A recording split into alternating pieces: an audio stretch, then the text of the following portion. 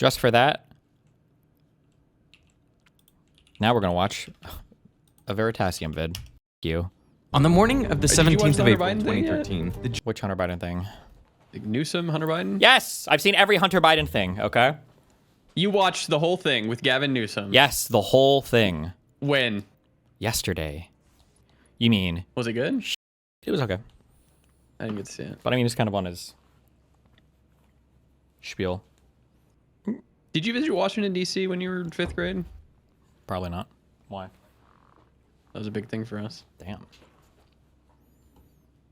Journal Annals of Mathematics received a curious email. Uh-oh. It claimed to contain a 50-page proof relating to one of the oldest unsolved problems From in Mr. Girl! mathematics. A problem that great back in mathematician an hour. Edmund Good. Landau called unattackable. But this proof didn't come from a famous professor. It came from an unknown. Someone who had once spent years working at a Subway restaurant. So they're like, okay, surely this isn't going to work out, but whatever, you know, we'll send it to a referee. They expected to find a mistake in an afternoon, but they didn't. So they went through it again, closely studying the fragile parts where a proof like this normally falls apart. But still nothing. Soon they realized they were witnessing a breakthrough. Hot damn, he did it. So how did he do it? What did the experts miss, and what was the problem he was working on? He was working on a new way to attack one of the hardest unsolved problems in number theory. What? The twin prime conjecture. I bet it's not even that hard. Twin primes are prime numbers separated by just one number, like 11 and 13, or 17 and 19. As you go up the number line, primes become rarer and twin primes become rarer still. But the twin prime conjecture claims that there are infinitely many of them. You never run out. But is it true? Well, one way to approach this problem is to look at the gaps between consecutive primes as you go up the number line. Now, at first, they seem chaotic, but if you average them out, a clear trend emerges. The average gap between two primes grows roughly as the natural logarithm of the number n. So, for example, the average gap between primes around 100 is approximately 4.6. That's crazy, if you really think about The average gap between primes around 1,000 is 6.9. Logarithms grow very slowly, but they do keep growing forever. So as n approaches infinity, the average gap between primes also goes to infinity, which is not particularly encouraging if you expect to always be able to find primes that are just 2 apart. But if you start checking large numbers, then after 1,000,000, you quickly find the twin primes 1,037,000 and 1,039. Past 1,000,000,000, there's 1,000,007,000 and 1,000,009. In fact, we have found a twin prime that's as large as 2,996,863,034,895 times 2 to the power of Damn. 1,290,000 That's a huge number. plus or minus 1. That is a pair of numbers, each 388,342 digits long.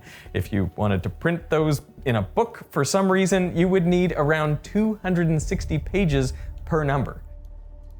Sheesh. All of this is to say that as far as we've looked, we've kept finding twin primes. But of course, that is not how you solve the twin prime conjecture, because you cannot physically check all the numbers out to infinity. So we need another way. And around 100 years ago, it felt like mathematicians were getting close with a more sophisticated method. In 1923, English mathematicians Hardy and Littlewood figured out how you can estimate how many twin primes there should be. To do it, they started with one of the crowning achievements of number theory, the prime number theorem, which tells you that the odds of a large number near n being prime are roughly 1 over the natural logarithm of n. So let's do a quick example to see how they used this. Say you want to find the odds that 137,037 is prime. Well, you just plug that in and find that it has about an 8.5% chance of being prime. Of course, you could use the same trick to find the odds that 137,039 is prime, which is also around 8.5%. So what are the odds that both of them are prime? Oh, Well, shit. you just multiply those odds together. That gives you around a 0.7% chance. Now, we are simplifying a little here because we're assuming that primes are independent, which they're not. But putting that to one side, the odds of both a large number n and n plus 2 being prime is 1 over ln n times 1 over ln n plus 2. For large n, the plus 2 is Linda, when I see these reactions, it kills me every time you you get fail. the odds of I do it any for you, pair of for numbers you, of for the size fans, n being you know? a twin prime Thank you. are roughly 1 over ln n Now squared. pay attention.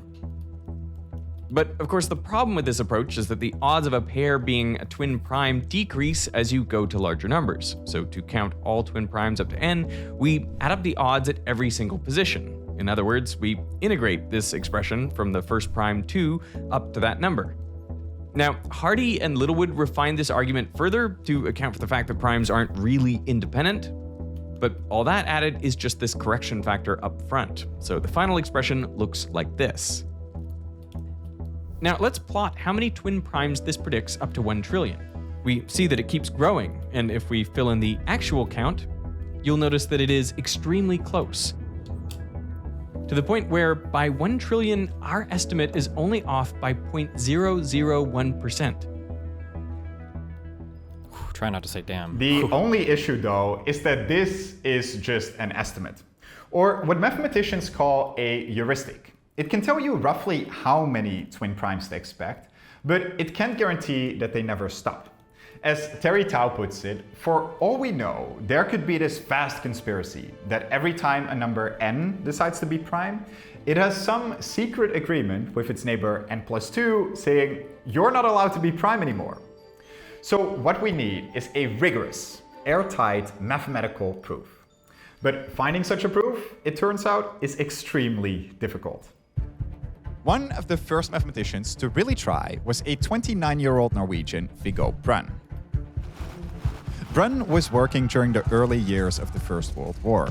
And with travel disrupted and Europe's mathematical centers largely out of reach, much of his work happened in quiet isolation back in Norway. His goal was simple: to try and prove that the number, or count, of twin primes always increases. And to do this, he took a 2,000-year-old prime counting tool and tried to adapt it for twin primes. Now, the normal version of this tool is called the sieve of Eratosthenes, and it works something like this. Say we want to find the primes up to 100. First, we remove 1, because that's not prime.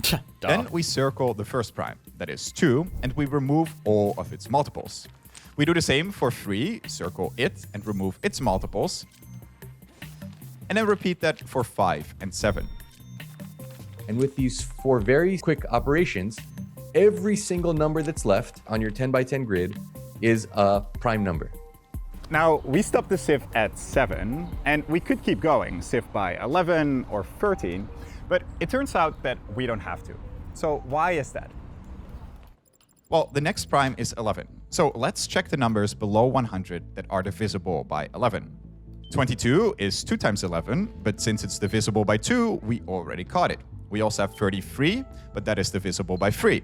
And a similar logic holds for 55 and 77. But what about 11 times 11? Well, notice that is 121, which is not in our range.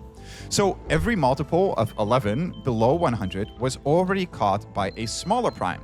So sieving by 11 would cross out nothing new. So Eratosthenes has this idea that you only need to sieve out the primes that are at most square root the size of the number. But there's also a second way to visualize this sieve. Take the number line and let each prime send out a wave with the wavelength equal to the size of that number. So the wave from 2 lands on every second number, and the wave from 3 on every third, and so on. Now, notice that wherever a wave lands, that number has to be composite. But the numbers that escape every preceding wave, well, those have to be prime.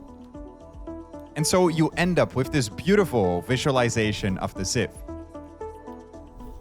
And both of these methods make it incredibly easy to identify the primes. But Brunn didn't care about which primes were left, he just needed to know how many were left. And to do this, he counted all the numbers that were crossed out and then subtracted this from the total, since whatever is not crossed out what does this have to do with must Subway? be prime. That's what I came to this video So for. let's use this to find the number of primes below 100. We can keep a running count. So we'll start with 100. We're going to throw out all the multiples of 2. Well, that's 50 numbers left. Okay, then we're going to throw away multiples of 3. Well, how many multiples of 3 are there less than 100? Well, 100 divided by 3 is not a whole number. It's like 33 and a third, but we don't throw out fractions. So, okay, forget that stupid little fraction. We did the same for the multiples of 5 and 7, but now the count has gone negative.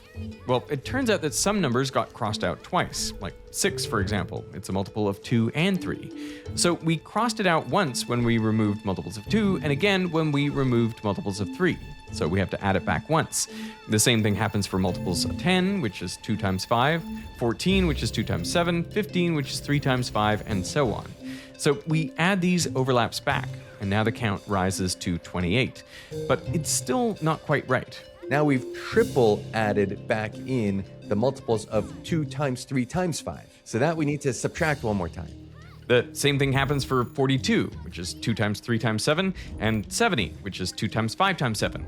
There's a fourth triple too, 3 times 5 times 7, which is 105. But that's already bigger than 100, so it contributes nothing here. Who knows? But we'll write it in to keep the pattern complete. After the triples, we add back the quadruple, 2 times 3 times 5 times 7, which is 210. That's also bigger than 100, so it contributes 0 as well. And finally, we add back the 4 sieving primes themselves and subtract 1 because it was included in the count. So the count lands at 25 primes. This process of alternating between subtracting and adding numbers back in is called inclusion-exclusion. And it makes it super easy to find out how many primes there are up to some given number. Now, this equation still looks a little bit like a mess, but actually we can rearrange it into this form. Now notice that every prime factor we added just adds an additional term in this series. We've got the 2 that goes over here, the 3 goes over here, 5 goes over here, and 7 goes over here. And if we were trying to find primes for some higher number and we wanted to add 11 as a prime factor, it would just add one additional 1 minus 1 over 11 term. Now, in general, if we keep the sieve going up to some prime p, which is less than the square root of n, then the count becomes approximately this. But this is still just a count of primes. What Brun really wanted was the count of twin primes. And so this is the part where he adapted his sieve. To find a case where both n Why and was that? Why would we link this? This is just a math video. It's not even physics. That could at least be kind of interesting.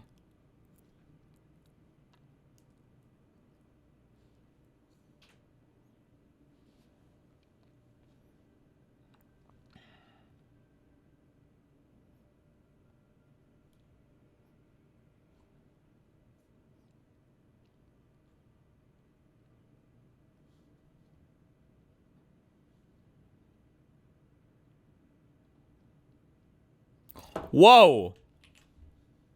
On the morning of the Hold on.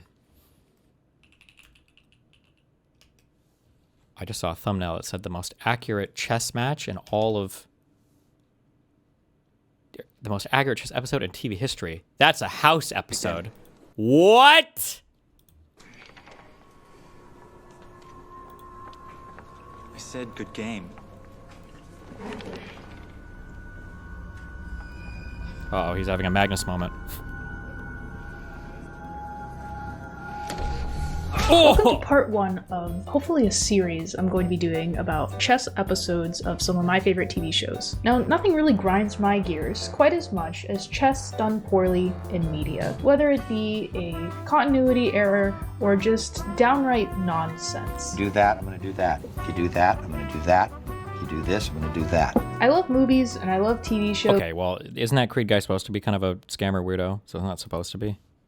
Dumb? And I love chess. You would think that chess episodes or chess segments or chess-themed shows would be my favorite, but it's quite the opposite. In fact, they're kind of the most irritating episodes to watch. I feel like watching If you want to feel really irritated, most of you don't have to worry about this because you don't have, you know, the musical chops that professional musicians do.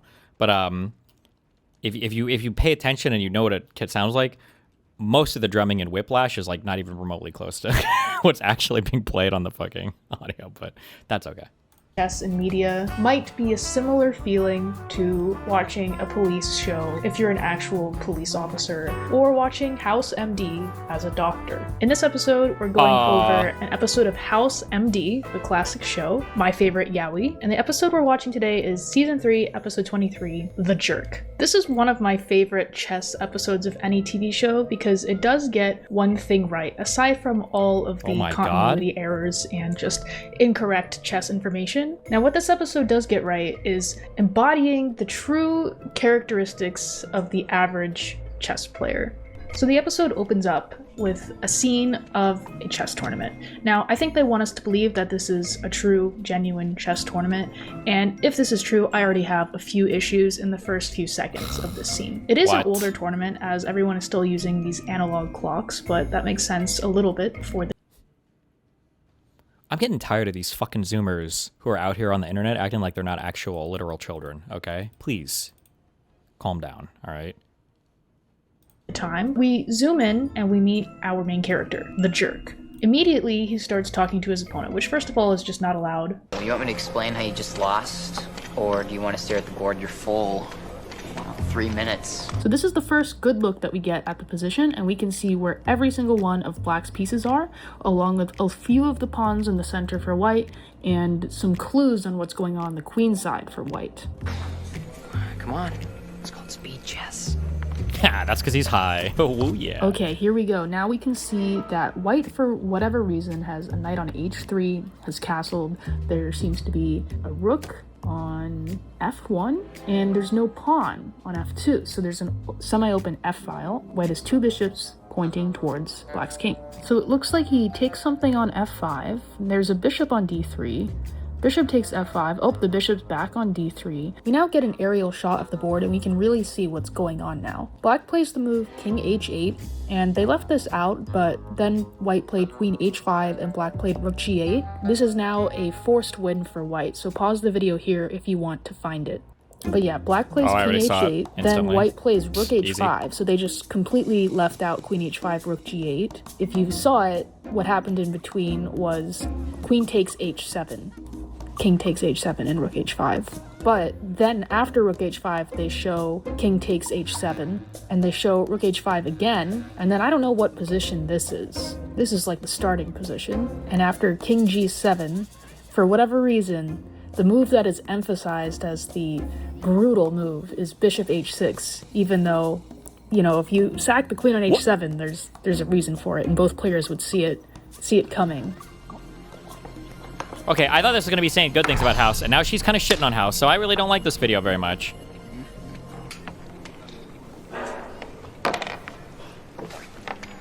Good game. I said good game.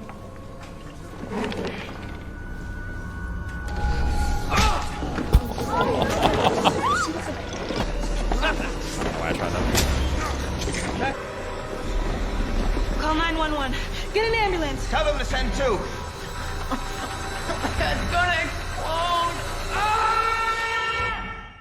So I'll admit, I thought this was pretty cool when I was a kid. Yes, where you win the game and then also beat your opponent with the clock. So later at the hospital, they came to the conclusion that his horrid personality and the way that he is a jerk is actually just a symptom, one of his symptoms of his mystery disease. I like this kid. You haven't met him.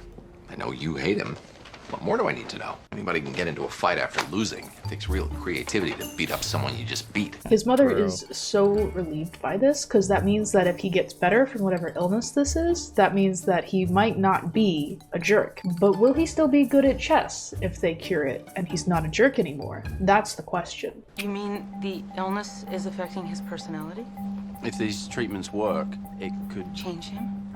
Yeah.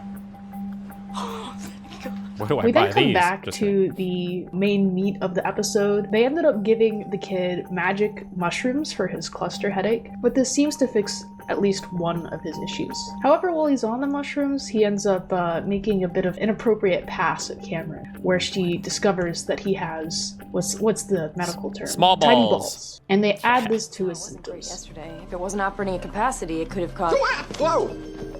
Don't sneak up on a person like that. Now, back to the chess. This is the probably more important game, because this is the chess game that Could you really tell? Where are my doctors? On visual exam, if a person has small balls, I feel like, isn't there like some variance in size? Would you really know? What if you like made that visual observation and I was like, oh, actually, well, we just found out they're not small. They're just, that's their normal size.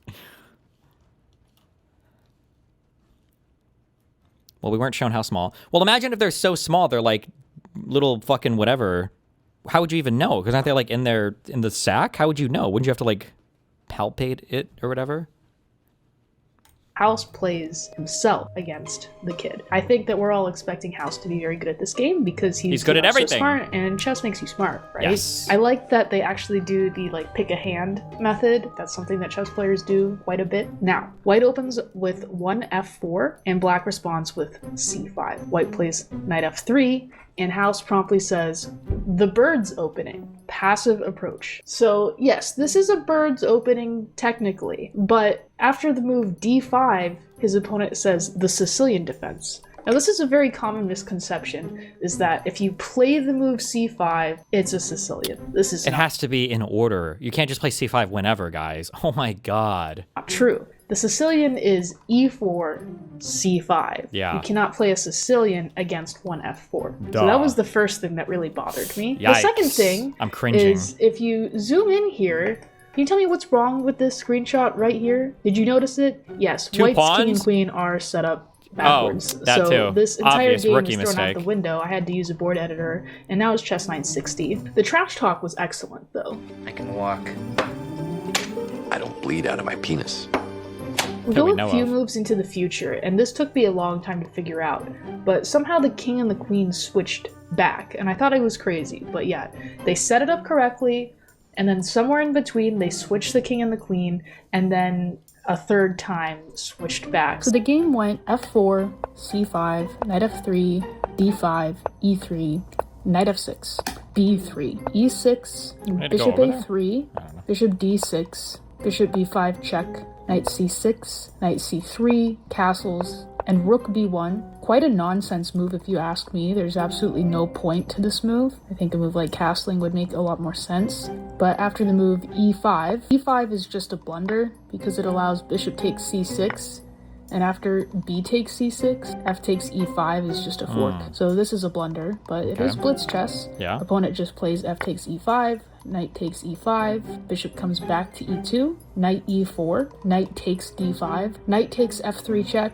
bishop takes f3, and queen h4 Will check. there be content today? Look at the title! I said I'm playing games today. Suck dick. So it appears that Nothing something today. might happen with the classic, g3, something happens on g3 and we take, but with the bishop on f3, none of that's actually happening, and white's quite safe after the move g3. But House plays the move bishop takes g3 anyways, which is actually a decent move if followed up correctly. H takes g3, queen takes g3, king e2. Now black plays the move knight g5 here. After the move queen f1, which is the best move by far, we hear this.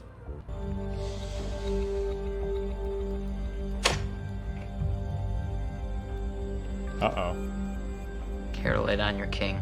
Now I can only assume that what they mean by this is knight takes f3, and after queen takes f3, pinning the queen, like this, and you can pause the video here and try to find the mate. It's a forced mate in 5 here. For who? Wait. 3, and after queen takes f3, pinning the queen, like this, and you can pause the video here and try to find the mate. It's a For black? forced mate in 5.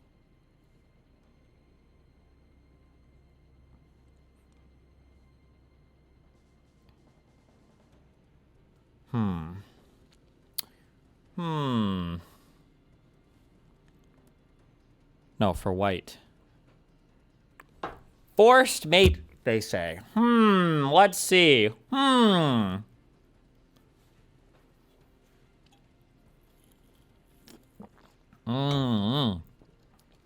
Knight to the 7e, e7. Bloop.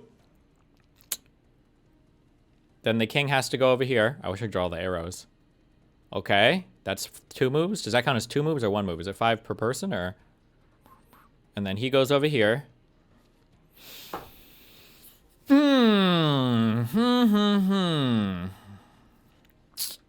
And then,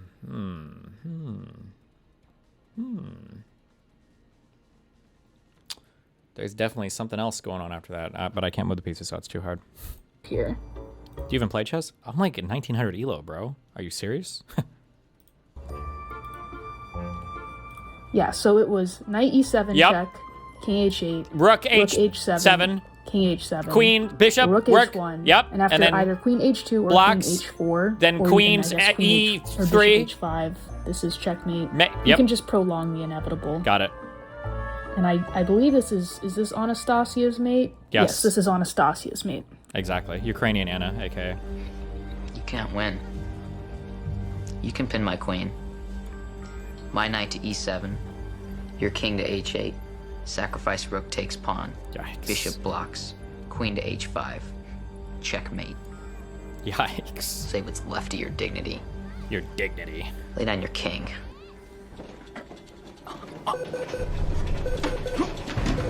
And then he has a fucking loser attack. Yikes. House then begins to obsess about this game for the rest of the episode, trying to figure out what went wrong. And somewhere in the process of postmortem of the game, of course, he also is trying to figure out what's going on with the kid, and he decides that the personality they were assuming was a symptom this whole time was actually just the way that he What? He was just an asshole? And once they stopped looking at that as a symptom of a disease and just, that's how chess players are, then they were able to figure out what was wrong with him. It had something to do with him being vegetarian for a long time, and then not being vegetarian, and then iron building up in his blood. Stop it! That hurts, right? Just saw it because I'm really enjoying this. Hold the pieces that way because you can't bend your thumb because your bones have formed abnormally. Thanks to all the crap that's been pushing its way in between them. Actually, this stuff isn't important at all. Your doctor said he needs immunosuppressants. They're idiots. The point is he's gonna be fine, and he's just a terrible person. His personality issues? Sorry. The iron's innocent on that count. And then the final scene that is important is where House confronts the kid about the game, and he says this. I wouldn't have taken your bishop. I'd have moved my queen to d6, diffusing the threat, then rook to e8, attacking the king's pawn. Yikes, all wrong. Cringe, House. Which is complete nonsense. Yeah. Like, we can take a look at it, but that doesn't... It didn't mean anything. I was bluffing. And that's why you lost. LeMayo. Jerk. In conclusion, this is, I think, the best representation of chess players in media that I've seen. You know, they're not necessarily just really smart and classy, but usually they're just antisocial and narcissistic. Not all chess players, but, you know, back when I grew up and chess wasn't as popular, that's kind of how most chess players were. But yeah, I mean, I hope this was an enjoyable video. I have a few other episodes I want to do if this is a good video. There's an episode of Monk where the suspected killer is a chess grandmaster, and there's like a blindfold simul, I think. Or maybe it's just a simul. There's an episode of Frasier. There's little snippets and things like The Office and Futurama that we could look at. But yeah, let me know if you liked it. Okay, I don't know why it does. Listen.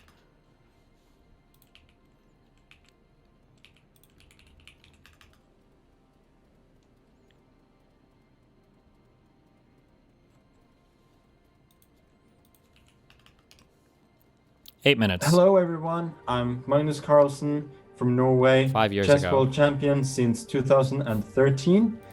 I'm going to break down a couple of games from the Queen's Gambit series. Oh my so, god. Please enjoy.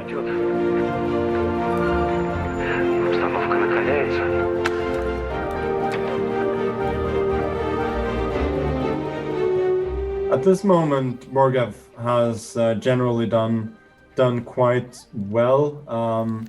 He has created something of an initiative on the king's side, and all his. Okay, I don't know what they do for Queen's Gambit, but like, I feel like if you had a TV show that was about like chess, Why not just copy like every game? I'm sure there's like iconic chess matches that everybody like knows about. Why not just like copy the board position map? And then it would be like a little cute like shout out kind of thing. I was like, oh, if you know chess, you would know that this game was from blah blah blah. Like, wouldn't that just be like a thing? Why not just do that? I don't know. His pieces are pretty actively placed, but Beth is also playing quite well, centralizing her pieces, bringing her knights into the game. But at the moment, he's the one who is pressing, and she is the one who has to concern herself with equalizing. You can just run 2 stockfish games and get a really complex game going according to Radiant. I don't know if engines are even that good compared to the like better players, right? Doesn't the average engine max out at like 1700 elo or something right now? Okay, we don't have to do Magnus. I don't know why I watched this.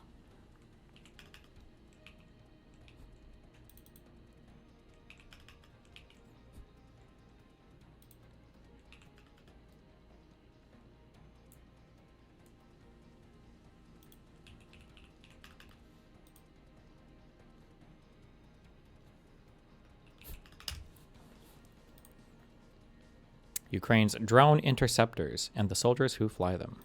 Flying over the skies of the Donbass is a Russian Molniya drone. Hot on its heels is a Ukrainian drone interceptor seeking to stop the cheap yet effective strike drone. Each pilot, sitting kilometers apart from each other, joysticks in hand, have engaged in an aerial duel, each seeking to stop the other from completing its mission. Throw into the mix anti-aircraft fire from the ground, and you have an incredibly dramatic scene that happens dozens, if not hundreds, of times a day.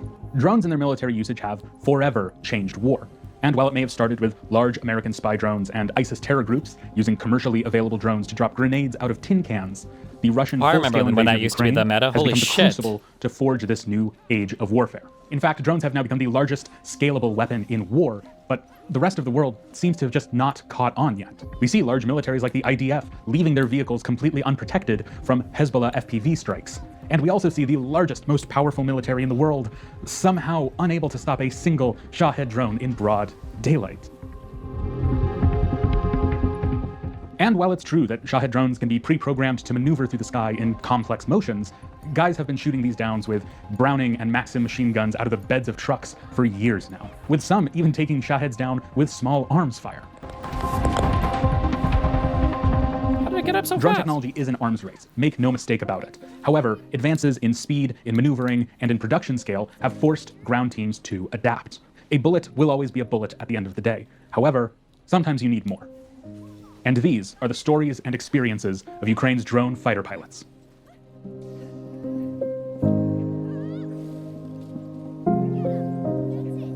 Damn! That guy's plugged the fuck in.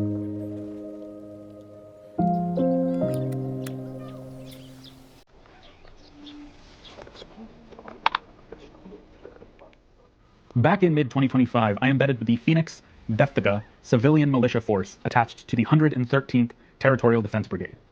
This team, who took down Shaheds with machine guns and autocannons, was now being trained to fight in the sky.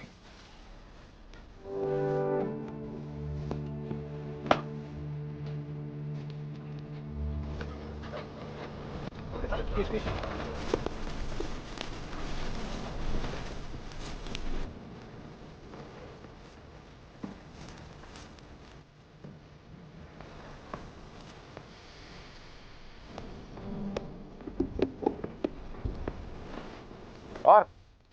Lift off, maybe. Yeah, sure. So we're currently engaging into drone warfare, full scale, I would say. It started, well, if you kind of look at it in retrospective, it started with just, small surveillance drones, then, well, rather big ones. Then it became, utilization of FPV drones that are working on ground units. Now the time has come for the air defense. I'm currently being trained as a pilot and navigator, so I can switch between these two roles. Maybe supper, I don't know, if I'm in the mood. The point is... You think we're ever like near a world where like Ender's Game happens in real life? Like some kid and his friends are like playing the crazy game in the final, like third of the book or whatever, and then finally they, what do we do? And they have to blow up the nuclear reactor and it destroys the whole country, and like, why are you guys celebrating? And it's like, you've done it, son. You've destroyed all of China. to overlap the defenses, to make them more robust, so to speak. So when the guns cannot reach the target, the drone can. Training to fly a drone takes a lot of time and effort, but surprisingly, one of the best ways to train, especially early on, is through video game applications. That's the reality, welcome to it. Right now, potentially, anybody can be a lethal weapon with the drone, right? That's the drone warfare, unfortunately.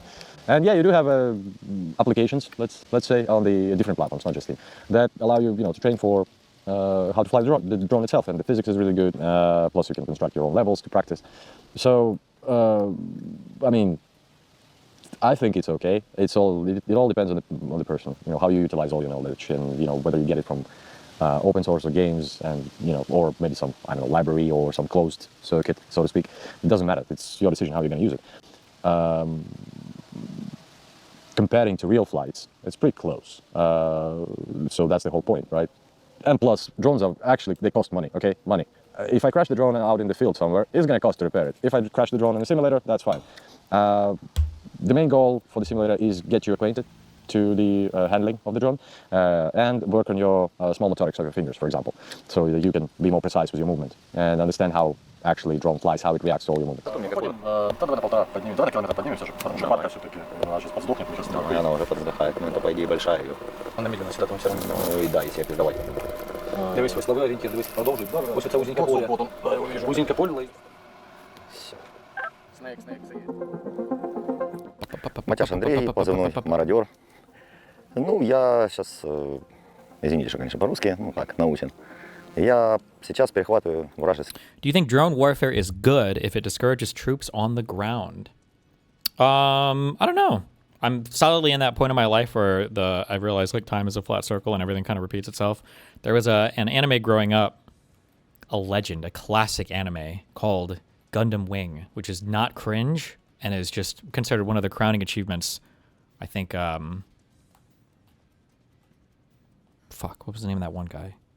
Oh my god, I'm trying to remember the director dude that I was trying to say watch it. I was going to make a joke, and now I forgot the name, so fuck me. But anyway, one of the big plot points of that anime, funnily enough, near the end, is that they developed this system of basically they have giant mecha suits that all fight that have pilots in them, but at the end of the anime they figure out how to automate all of it, and then they have obviously, because it's an anime, so while they're fighting they're all debating philosophy, and they're like, is it a real war if it's machines fighting instead of men fighting? And obviously the people dying is not a nice thing to think about, but it does kind of make you think, I don't know, should it be the side with the most machines can win a war? Is that...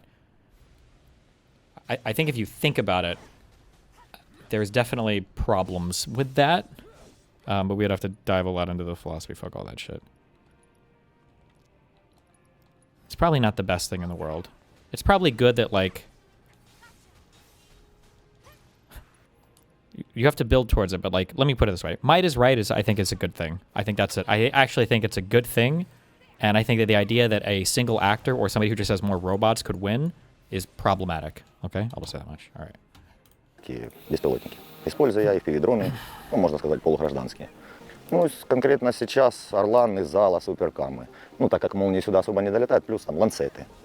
Если там где поближе, там молния. Но там уже еще сложнее, потому что там надо уже горизонты, ты чуть ниже спустился, то есть, допустим, как здесь, за соседний бугор молния летит невысоко, то есть за соседний бугор спустился, у тебя, соответственно, отвалилось все.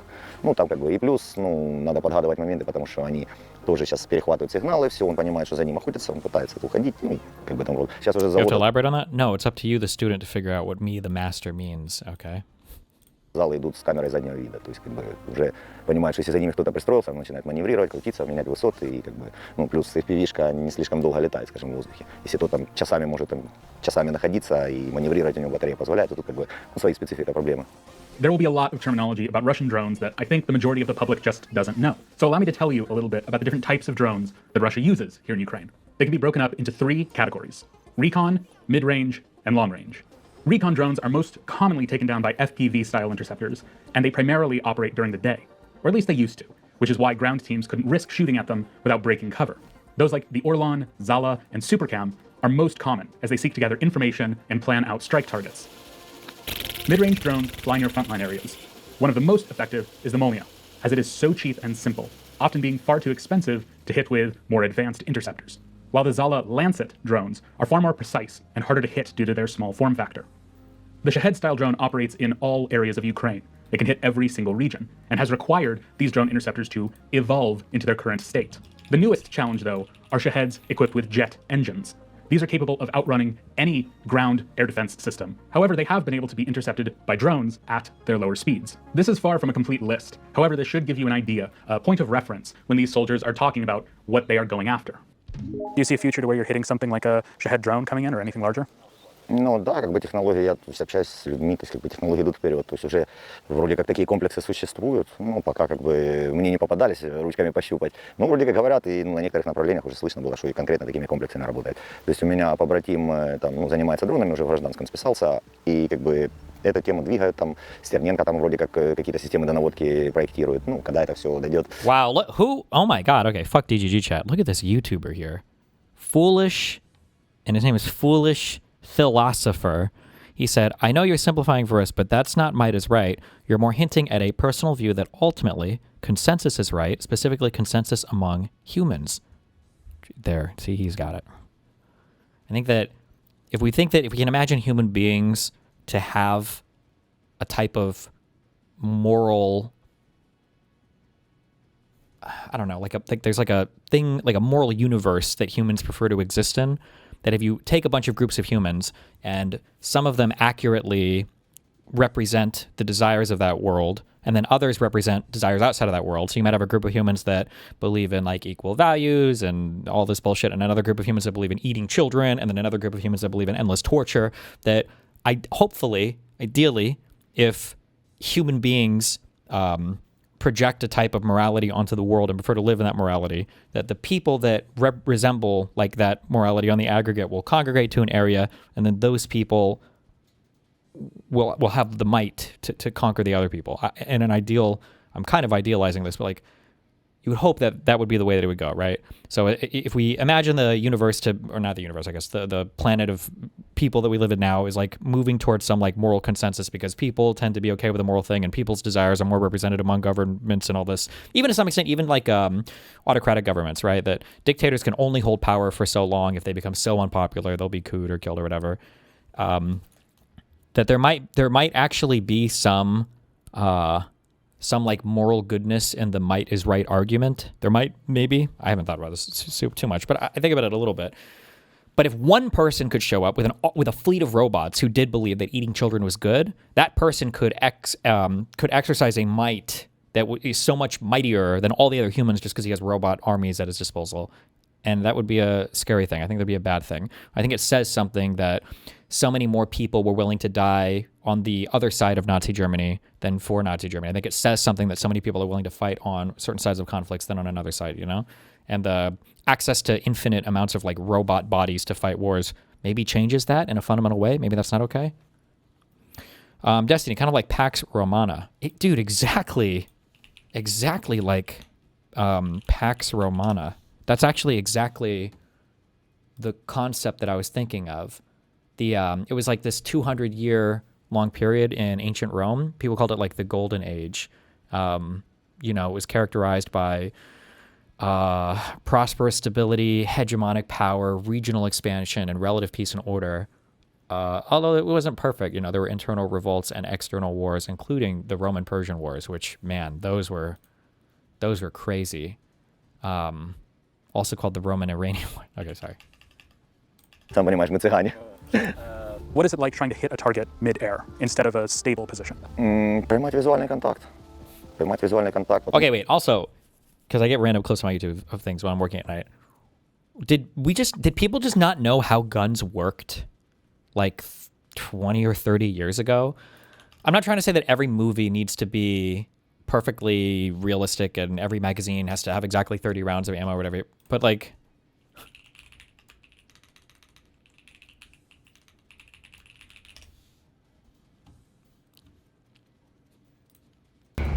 you ever notice that like just guns are just like crazy in every older movie? I don't even know how old is GoldenEye.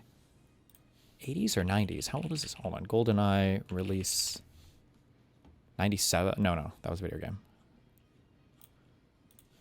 Release date movie 95.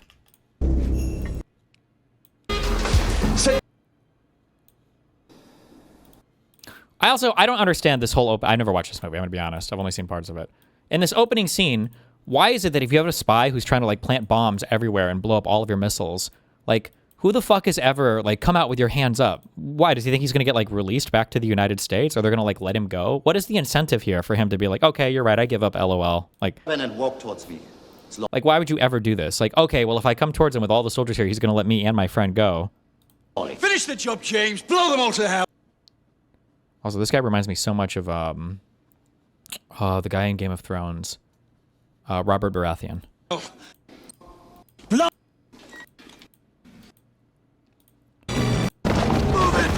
Hold on, where's this? Not a single... Dude, how many rifles? And, like, he's just running, right? Like, really? Not one person can hit this shot? Best opening of a Bond film ever? Well, I don't want to be, like, a recent frog who just likes things from his generation. But, I mean...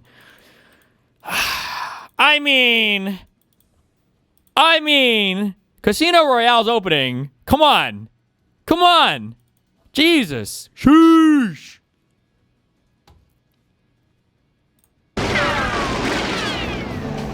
Watch this, okay? Every soldier is standing here. Nobody can aim or shoot at him at all, I guess. And then here we... Потому что небо банально большое. А ну, правую руку. От тобі ось і сюди, отак. Чуть-чуть його наклони. Отак, о, і пішов.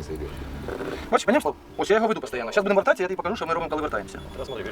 Плюс ще ж я отут дивився на предмет, це 470, поняв? Ну, висота. То я йому кажу не 1000 це в нас бо тестовий. Це ми тестуємо, це показуємо для всіх, щоб всім було понятно.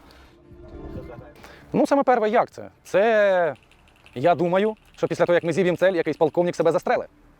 Москальський? Да. Полковник Москальський, коли ми зіб'ємо повітряну ціль. А взагалі, була така фраза на моєму початку безпілотних повітряних систем, да? Ніхто не достає цю повітряну цель. І прозвучала така фраза. Хлопчики, давайте піднімаємося, пробуємо її збити, тому що вона розвідає і може навредити нашим хлопцям.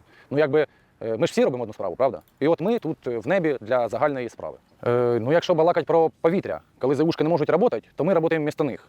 А коли ми є на даний час, мабуть, слабо розвиненими ночі в небі, то тоді нам допомагають ЗУшки або ми їм. Ну, я тут не можу відповідати. Того, що ну, пуля – це пуля, а дрон – це дрон. Дрон – це сочетання того і іншого. Ну, дуже багато електроніки. Електроніка, ви ж розумієте, є проти цієї електроніки. Все одно придумають, все одно буде більша защита, все одно буде більше цейкого, а пуля летить і ніхто не встановить. Розвиток в небі стартував, мабуть, з середини 24-го, такий масштабний розвиток. І я думаю, що на кінець 25-го це вже будуть повномасштабні бої в повітрі. If the team is unable to hit their aerial target, or another team has intercepted it first, the drone is then brought back to the position and the explosive disarmed. Especially for militia forces inside of Deftiga, the conservation of resources is something paramount. As each drone, each interceptor, can run for $500 to $600 minimum.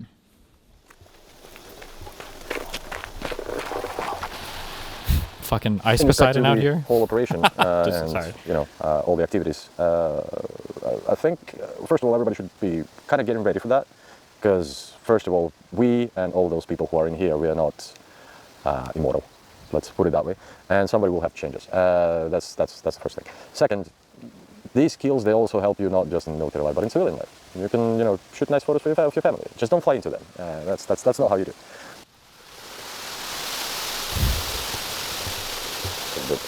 Що ще сказати? Слава Україні! Героям слава! Over half a year had passed since I was one of, if not the first journalist to work with drone interceptor teams in a combat capacity. And that summer had turned into a mess of cold, ice, and melted slurry in Donetsk.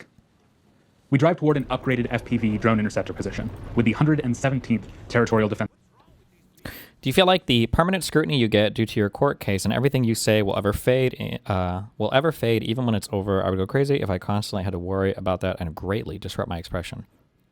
Fuck no. I don't give a fuck, okay? I'm buying Epstein's Island next. It is annoying, but like on the... I feel like I have a couple of things that naturally just kind of like protect me from shit. One is I just like play games and I stay home all day, so I'm not usually up to like crazy shit. I don't have like any crazy drug habits or anything like that. I'm not like a rapist. So generally if stuff gets leaked to me, it's only ever kind of embarrassing or cringe or whatever. But I mean, like, I feel like if you look at the way that people on the far left present me, and then you actually were to do like a full accounting of like, damn, like what has this guy actually done in his life? Like at its worst, it's not really much. Like even if you do the fucking well, I guess if you think I'm fucking kids, that's probably bad. So it's not like, I don't know, it's not, there's people done a lot of crazy shit, okay? I think I'm okay for the most part. Mitch McConnell hospitalized? Old news, old man. Wait, where'd the rest of my party go? What the fuck?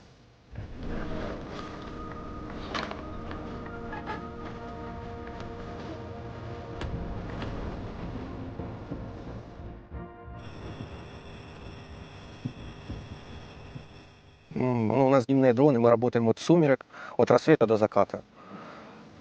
Если погода позволяет, если нема дуже сильного тумана, который там 60 метров над землей, и нема дождя, то мы работаем по полу. What is it like when you see the icon pop up on the radar and your team gets ready? Can you describe that process a little? Ну, у нас є спеціальний пристрій, на якому спеціальна програма, яка видає цілі. Це можуть бути і ворожі, і наші. Є людина, яка сидить і займається цим непосредственно. Вона читає заявки, хто наші літають, хто ворожі.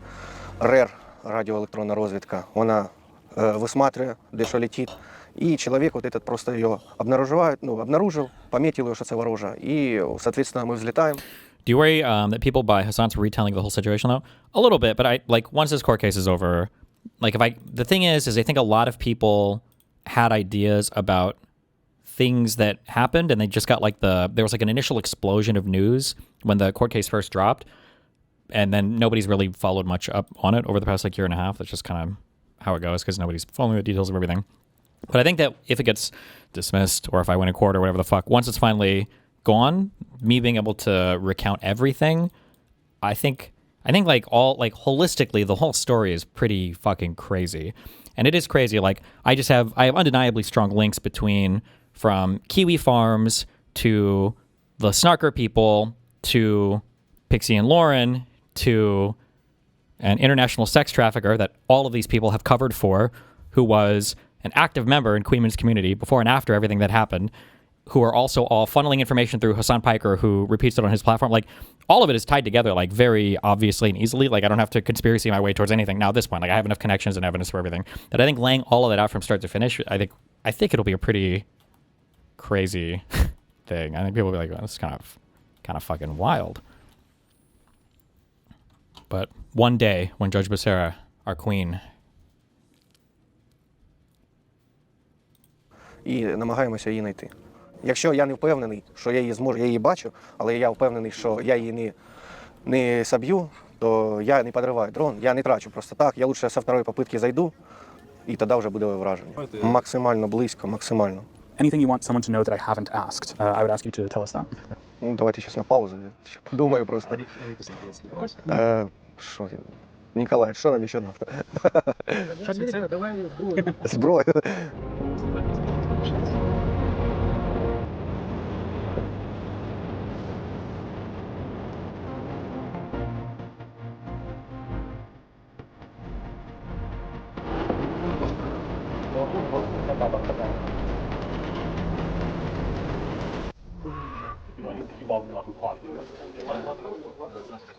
Arriving to the second position, we immediately get to work.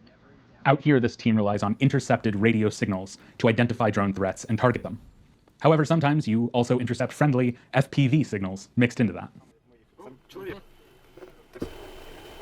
-1 FPV.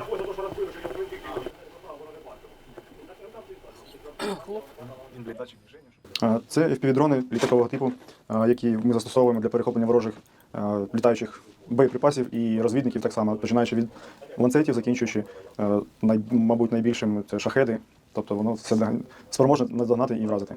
Вони швидші, ніж більшість FPV, і вони мають більший час польоту в повітрі. Тобто ми можемо до години бути в повітрі, патрулювати.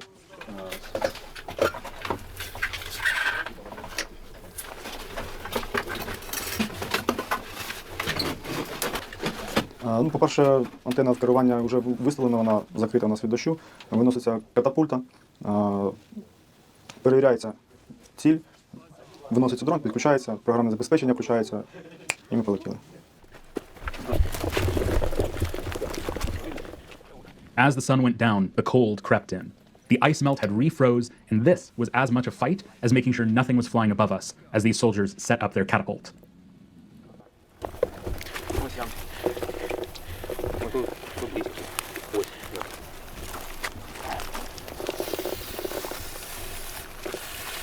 Чем обрабатываешь?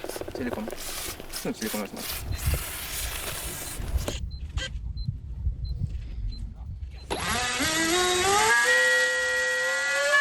Your mom's vibrator. Drones now flown at night are equipped with thermal cameras. Can you see the drone that they're hunting? Even at night, it can be a game of camouflage, with drones flying over villages and towns trying to hide their heat signatures. Have you put any effort into trying to understand the motivations of that Aiden guy specifically? It seems like he's unaware of how motivated his reasoning is.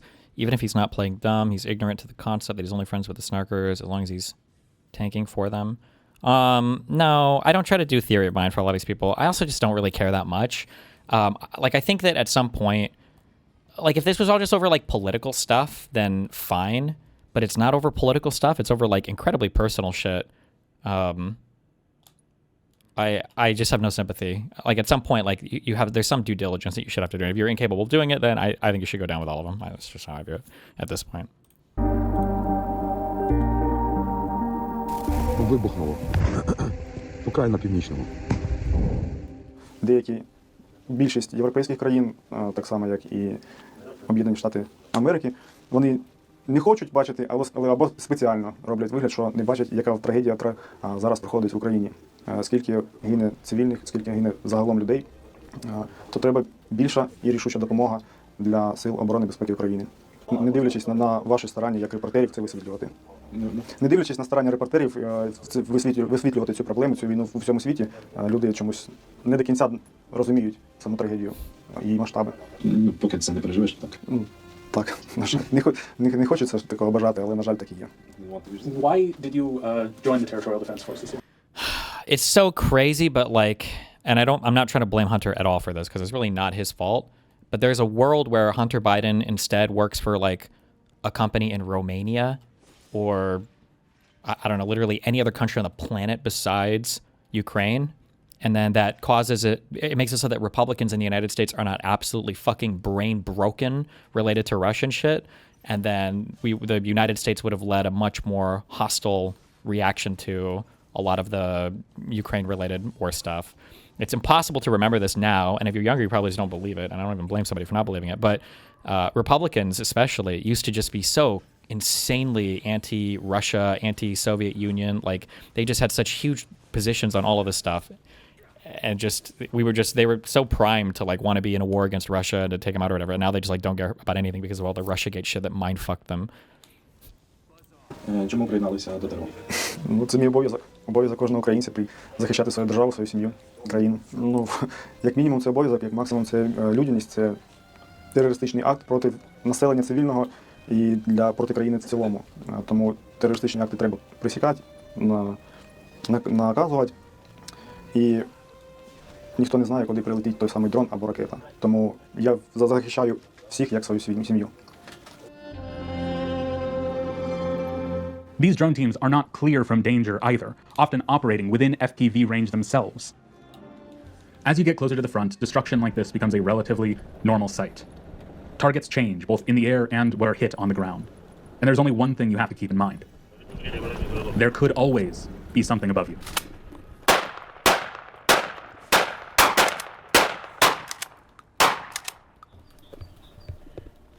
I am with the Hajak Brigade, the world's only patrol police force operating in a battlefield capacity hand in hand with the military.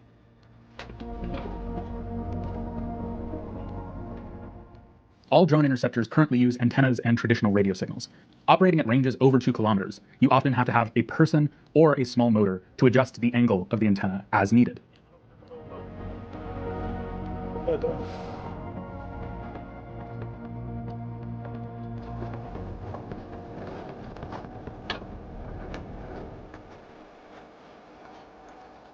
Working, eating, and sleeping in the same place often means soldering your explosives right next to where you make tea.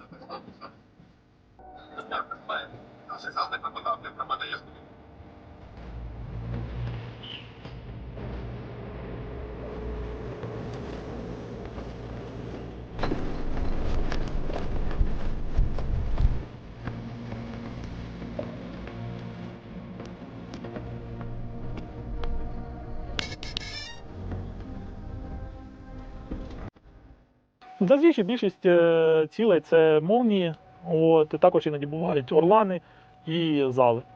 Це переважно розвідники або ударні дрони, які залітають вблизь Константинівки, Дружківки та Краматорська. Я сам родом із Запоріжжя, працюю в патрульній поліції з 2020 року. У 2023-му долучився до підрозділу поліції особливого призначення «Хейшак». На даний час я знаходжусь на посаді командира першого відділення кулеметного взводу протиповітряної оборони.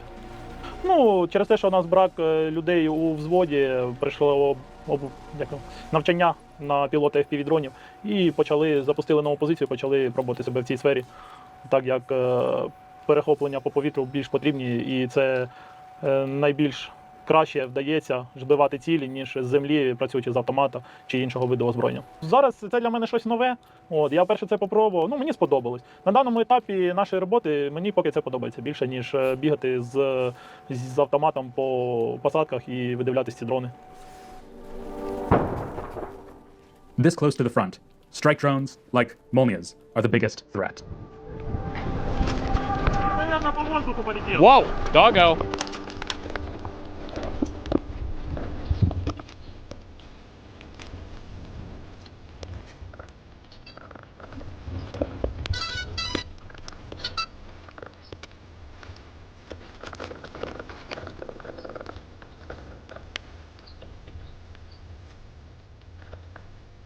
Only think what you can, but is there any person/people whose career you wish you could end with the manifesto, but you know you won't be able to? Like people who did you dirty, but in an okay way?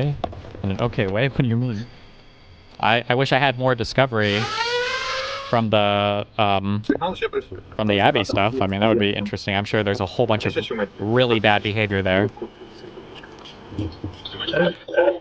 Ті не долетіли до довгої балки, виявили молнію на початку поліції.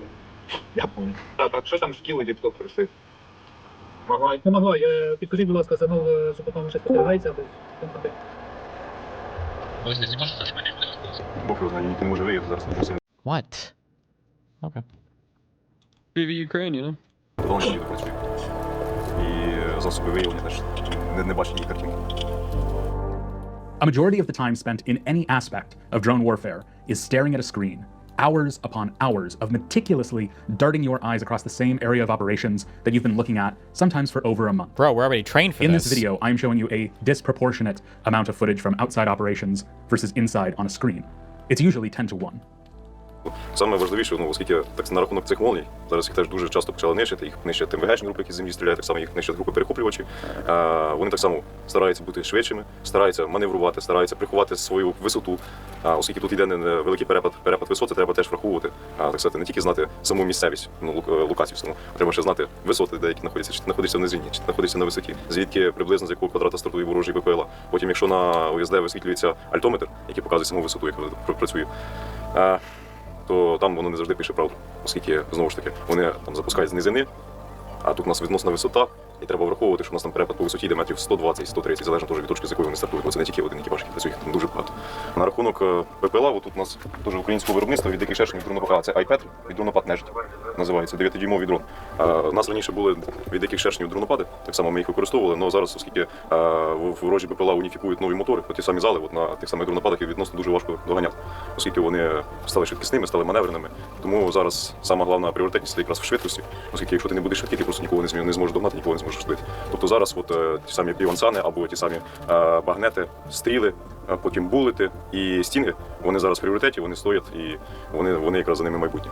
Це все-таки швидкість і так далі. Ого, це набагато вони в цьому плані набагато приісполнилися, ніж ми, оскільки вони борються, вони знають, що ми за ними полюємо, і вони стараються якось, так сказати, покращити свою можливість і щоб повернути, виконати свою задачу, щоб повернутися додому і щоб їх ніхто по дорозі не збив. От навіть та сама зала, вона за рахунок того, що вона відносно маленька, відносно остальних крил, і відносно того, що вона швидка, так само хлопці в наші вороги придумали таку штучку, яка називається Окус Аурона. Окус Аурона – це камера, яка встановлюється ззаді на фюзеляжі, і вона фіксує підльот нашого БПЛА. Якщо хтось за нею полює, вона включає систему ухиляння і починає ухилюватися. Ну тут є ще один момент.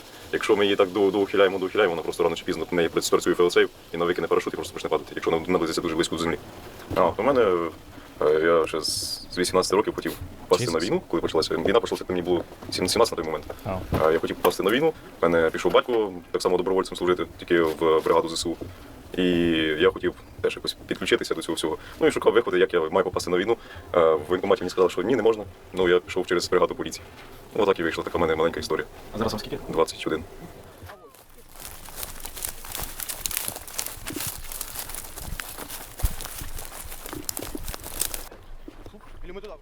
You'll see much more of the Hajjak Brigade in an upcoming documentary with them. But for now, we have to move tactically through these spaces.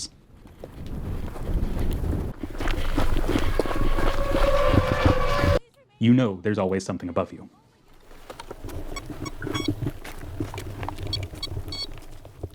Russians are not the only ones getting their drones intercepted.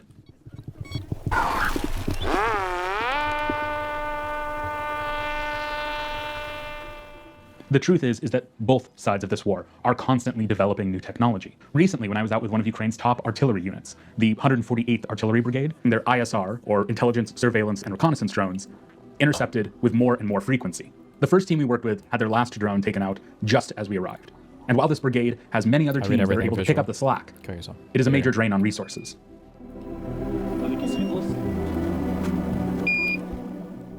Working with the second team in this battalion, they got interrupted while preparing their next drone launch by the realities of this current battle. It's like R2-D2!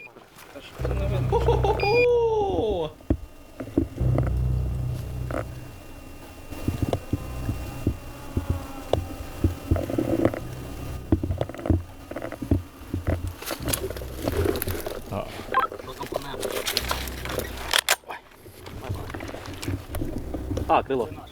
Наш. Я почти, сука, выебал бы, блядь. Молния. Не. Ти не привіт, 82. Я не достану.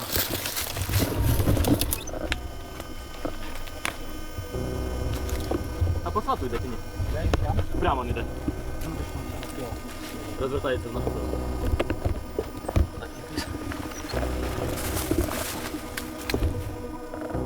Чуєш, хорошо? Блядь, у него опять черный дым. Хуёво.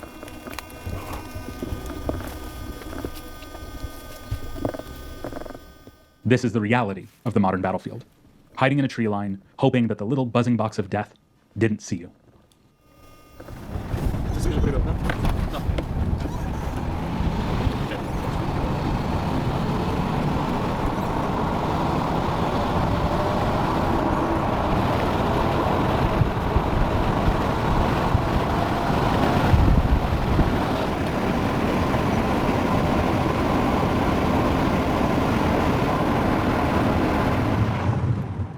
Back again with the 117th Territorial Defense Force, we joined them in one of their mobile units, a converted camper van that is now a drone headquarters. My name is Ivan. I'm from heroical city Sumy. I joined to Territorial Defense in 24th of February, first day of big war, invasion Russia. I joined with my father. He's already leaves the army. He's 60 years old. My mother, she is still in this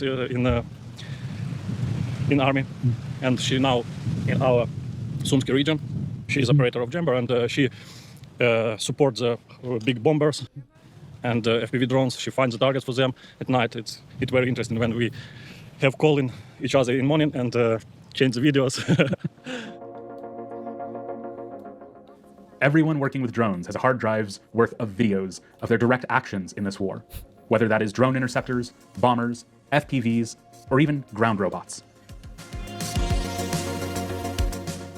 I was a volunteer from 2014, so that's why it was not a question for me to join the territorial defense in first days. In 2022, we can't imagine this because it was a simple war with automatic guns and big tanks, Russians, and it was very simple. Now it's very different because deep from the front line, both sides is almost 50-20 kilometers where it's not safety now because everything in air can hit you anytime. Because you must now, if you want to be in war, you must be in information space because different source of information can help you with enemies' drones and enemies. This team had taken down nearly 100 drones during their time at this position, and soon the radar would ping with yet another target as it entered their area of operations.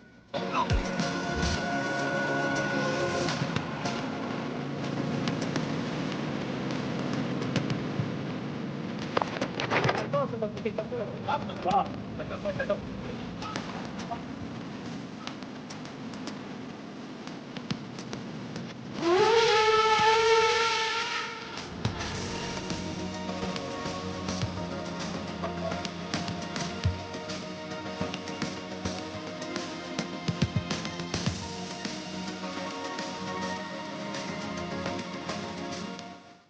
think people need to know that it's not safety, like someone can think about it, because 1 month ago we lost our co-pilot from our crew. His name is the same like me, Ivan. He stayed 2 daughters and wife, and he was in another group, and if we drone hit him, yes, it's war. It's not a game of drones, it's war, and people still die. These high-end drone interceptors are among the most useful in this stage of war, and even though the skies above Ukraine are beautiful, it has now become a hunting zone for them.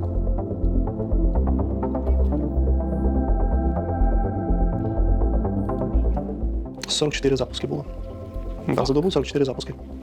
Where am I supposed to go? 4 в нас вдалося тоді, не вдалося, а з різних причин не виявляли ціль, ми повертали борти, комплекс має таку функцію, скажімо так, решта 30 збиттів і втрати, там втрати чисто тому, що або не вистачало акумулятора його догнати, або починали роботу по дуже поганій погоді, не могли виявити цілі, тому втрачали борти.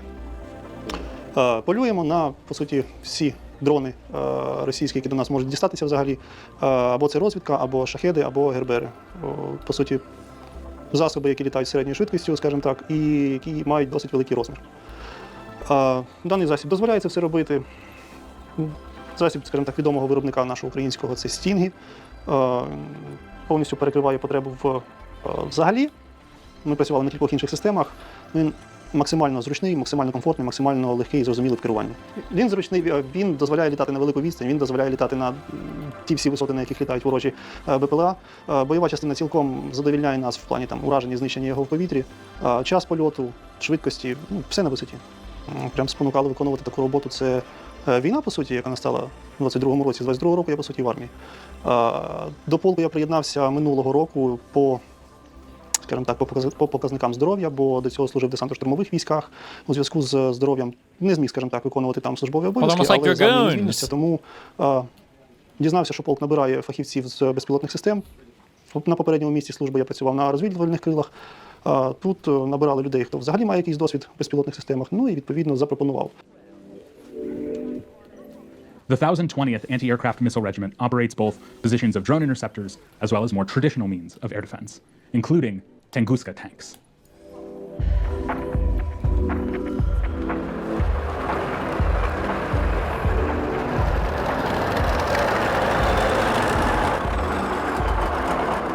Likewise, you will see more of the 1020th in an upcoming project we are doing with them.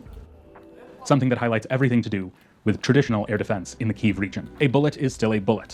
And with the rise of the P-1 Sun, and other drones, we find that the old saying, fight fire with fire, also applies to drones. Drone technology is a Pandora's box that we can never truly close again. This technology is just far too effective in warfare and combat to ever throw away. And I fear that the only reason that there have not been more mass drone attacks on the world is because largely people still see these things as toys.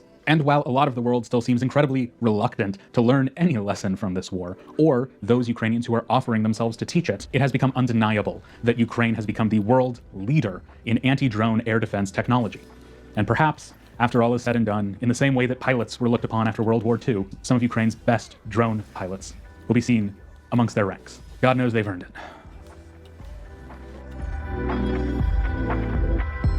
Wow. Well, what do you think about that, Mooten? Looks good.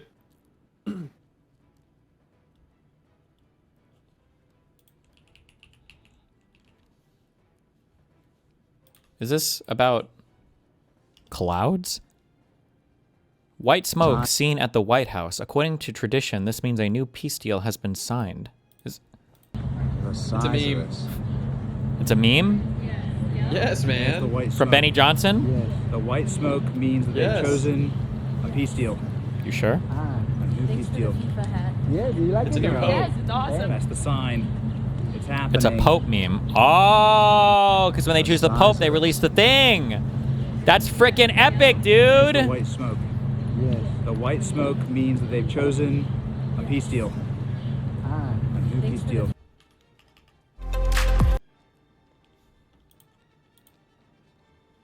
What do you think Russia will do with all their battle-trained soldiers after the war is over? I don't know. Turn them into mercenaries.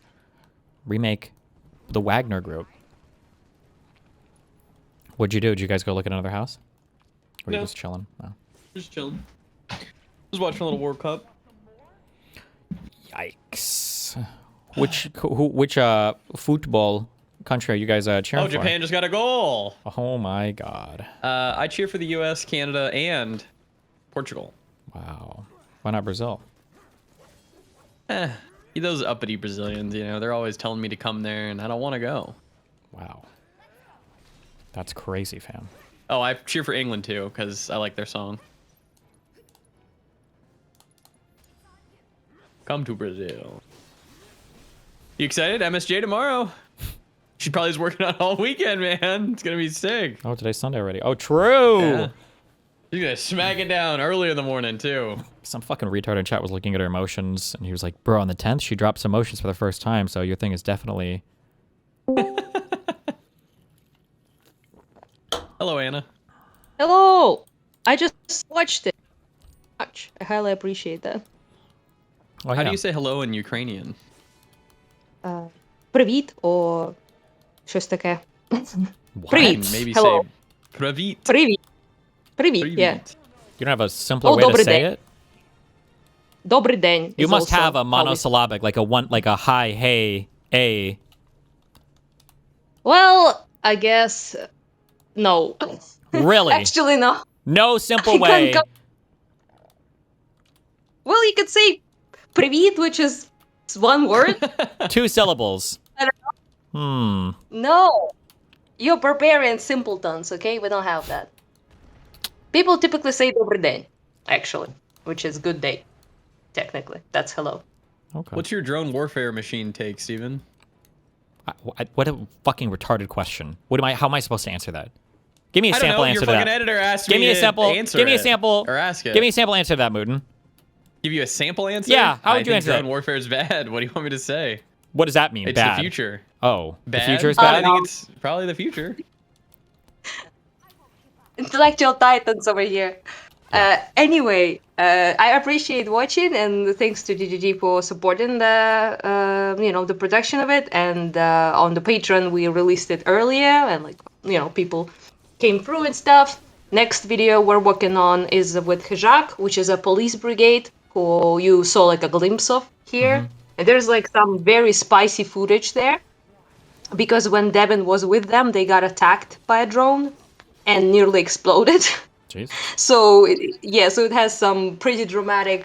Thankfully, the net, and the protective piece of the armored vehicle really helped them from dying. But it's all there. The footage of it is there, and it's quite dramatic. And they're very cool people because all of them are volunteers. So in that battalion, nobody's conscripted. Everyone is enlisted. So and they are police people who qualified to be actual soldiers on the front. So that's kind of cool that they don't have to serve because they could be police in the cities, right? Yeah. But they went there voluntarily, so that's pretty cool. A bunch of cool dudes, so that would be. But they mostly work with more of a traditional methods, basically, like shooting shit down and stuff like that, patrolling the streets. So not as much interceptor stuff. Mm-hmm. So if anyone has any questions or something, I could maybe answer those, except how you say hello. That was answered. I think is there actually a hey, hey in Hey. I don't think there's no analogy now. No, I can come up. I bet. I mean, you can say yo, basically. That's You should hi. come up with a better word to have a one-syllable hello. We are fine with добрый день, okay? Most Slavic languages have that sort of thing going on, so that's fine. You can also say доброго вечера, which is good evening, Dobro Polite. večera? Доброго вечера. Not bad, Mutin, actually. You are absolutely based. Good job. That must be all the sheep energy of your cute avatar. Oh, yeah. Careful. You know what they say about a wolf in sheep's clothing. What do they say, Steven? That just that. You can be a wolf in sheep's clothing. What does that mean? Go ahead. Ah, he's a cutie Means pie. that I saw that. you present yourself as non-threatening, but actually, Mm-hmm. you know. Sure. I'm not buying it. Sorry. Thank you. Yeah. Anyways, yeah. If nobody has any questions, I will be going to maybe sleep. Try to, but yeah. Kind of sucks ass, to be honest, to speak with people and they're like, hey guys, you like Americans, right? And Devin and other people are like, yeah, and they're like, why nobody gives a fuck? You like literally have to answer that question every time. And I mean, it's kind of sad because they're like, hey, we really want to, show this stuff, and it's like super duper useful, and it's like a big war between two powers, proper war with like modern warfare, modern technology that nobody else uses, and like nobody cares. We like it asked like the White House, Trump's administration, like let us, share and help. And they're like, no, go fuck yourselves. What do you know? And it's kind of like, literally why? Because we didn't help you dig dirt on Hunter Biden? Or, just... Yeah, it's basically just that. It really is just that. Well, I heard you say that if only Hunter Biden didn't work in Ukraine. Yeah, if it would have worked in Hungary or something instead, who knows? I don't blame our big dick king, okay? I think it's not his fault. It's Who? just unfortunate. Zelensky or?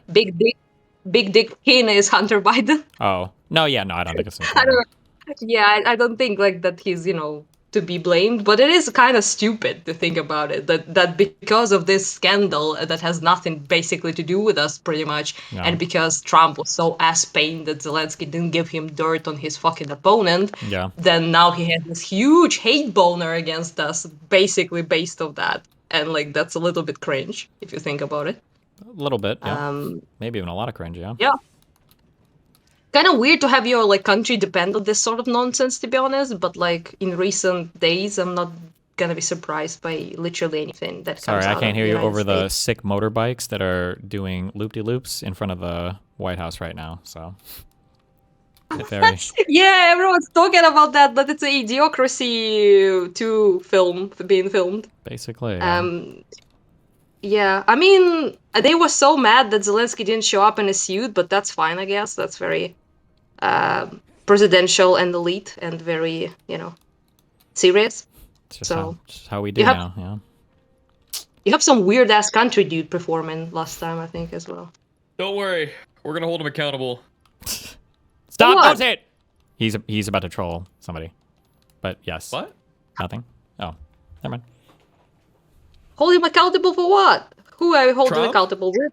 Trump, I thought the you meant country administration's- dude. The country sinner dude. I was like, what did he do? Another pedo or something? Yeah, I was confused for a second. Trump? I don't think so, to be honest with you, lads. I think he's just gonna, end up being old and senile and talking about how elections were rigged and die. That's it, really. I don't think there's gonna be any accountability. But, No, he's I'm gonna go to jail. Ah. Big time. When you considering how long your courts are, he will be fucking dead when they do the judgment. We'll put his fucking skeleton in jail. Nice. I guess. I mean, his family got like the permits to do shit. I heard like the tax something has to do with taxes. And oh, you're thinking of yeah, the forgiveness from the IRS that the IRS isn't allowed to investigate. I think anybody around That him. didn't happen. Are you sure? I don't think so because The slush fund didn't happen, but I thought that was Oh, part wait, of the but that settlement. did? I think so because that was part of the settlement Okay, agreement. that's no? crazy. Yeah. Good time. Yeah. You can't investigate me. I'm Trump's son. You just Exactly. don't know. There you go. Basically, yeah. On this note, I will say all lectures from Americans about how corrupt my country is are suspended. We are not accepting those anymore. Sorry. Yeah. True. Yeah.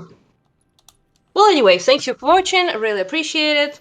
Drone tech and all that. And next one will be spicy. I'm gonna work on translation and shit.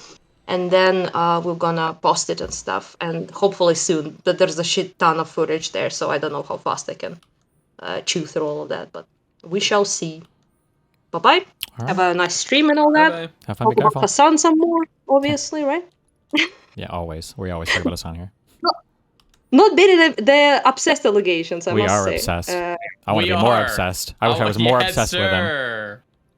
You're like that old guy who talked about Trump's derangement Yep, syndrome, that's and he's us like, every day. I love that dude.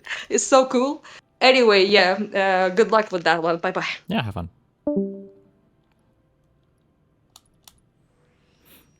Wow. I'm also out of here. See you tomorrow. What the fuck? Or later. Be careful. We'll see. I'm Bye. just busy today. Yeah, You know? that's fine. Damn, he just left in the middle of a sentence. I just don't give a fuck. Fuck that guy.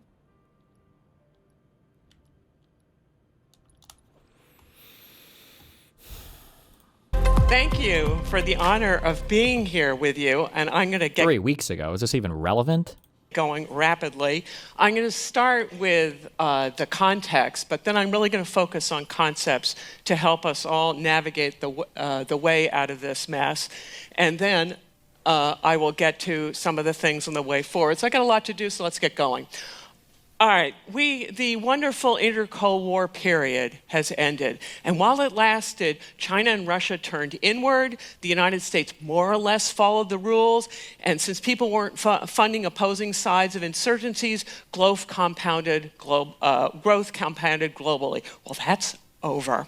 We have a whole bunch of continentalists on the march, and they think that the currency of power is territory. It is a negative-sum world order, as you're seeing, where the continentalists are just destroying wealth at a very rapid pace, whereas the alternative is the rules-based order, and that's how wealth compounds. It's positive sum, and it must survive. So if that's the problem, I'm a historian, so I reason inductively, so I'm going to give you some fun facts that you already know about. Donald Trump, before he even got into office, said he was going to impose these punishing tariffs on the immediate neighbors. He did, and then he went to everybody else as well, and people thought, oh, how could it get worse? Okay, year 2, month 1, and then we kidnap this charmer, and if everyone starts kidnapping each other's leaders, it's going to be chaos. And then the next month, it was Operation Epic Blunder, destroying wealth globally, which has transformed the United States into just about everyone's primary enemy by ruining their economies. It's called, this is a blunder, it's one for the history books. It is a pivotal error. Once you make a pivotal error, your choices afterwards are not nearly as good as the ones that you had before you made the blunder. For instance, the EU Obama administration deal that they worked with Iran that the first Trump administration got rid of, that is a far better deal than whatever's going to happen out of the current mess. Okay, this mess offers both a challenge, all of these problems, but it's an opportunity. And if we don't leverage the opportunity of these existential threats to start solving some of these things, the existential threats may be the end of us. Because when some nuclear power is about, dictator with nuclear weapons is about to lose, you can make a guess that maybe he's going to decide his last day is everyone's last day. And look at the nuclear 9. Most of them are facing really difficult challenges, and some of them are just plain bonkers. Okay, so that's the problem. Now are some concepts that I'm going to share with you that I think are helpful. I've already done pivotal error. Now for limited and unlimited objectives. An unlimited objective in wartime is you're going to overthrow the other side. And if the most unlimited variant of that, it's a big spectrum of objectives you can see here, is you're going to also kill the defeated population. It's genocide plus regime change, most unlimited variant. But limited war is the defeated is still going to be in power. That means you're going to be negotiating the peace with the other party that may live, well, it's going to live, and it may cause problems another day. Also, understand that in these limited wars, it's the defeated who decides when they end, because they decide when the costs of the war are too much and therefore giving up is the better bet. Something the United States ought to think about Iran, how these things are going to end. Also, this yields 3 different variants of wars. So you can have a war where both sides have limited objectives. That would be like Bismarck's wars, where he's going to take things from Denmark or Austria, but all governments are going to be around at the end of the day. Or you can have wars at both sides, unlimited objectives, like World War II Europe, when if either the Axis or the Allies win that thing, the other side's governments are going away. Or you can have wars of mixed objectives. So that would be like World War II Pacific, where Japan had no- Sorry, I'll read it. I'll read it for chat. Okay, peace deal is reached. Following test action, please honest peace deal between the United States and Islamic State is reached. Peace deal from Pakistan. Peace deal, peace deal, peace deal. There you go. Okay, I don't give a fuck. Please, holy shit. Breaking news. Breaking news. Wait.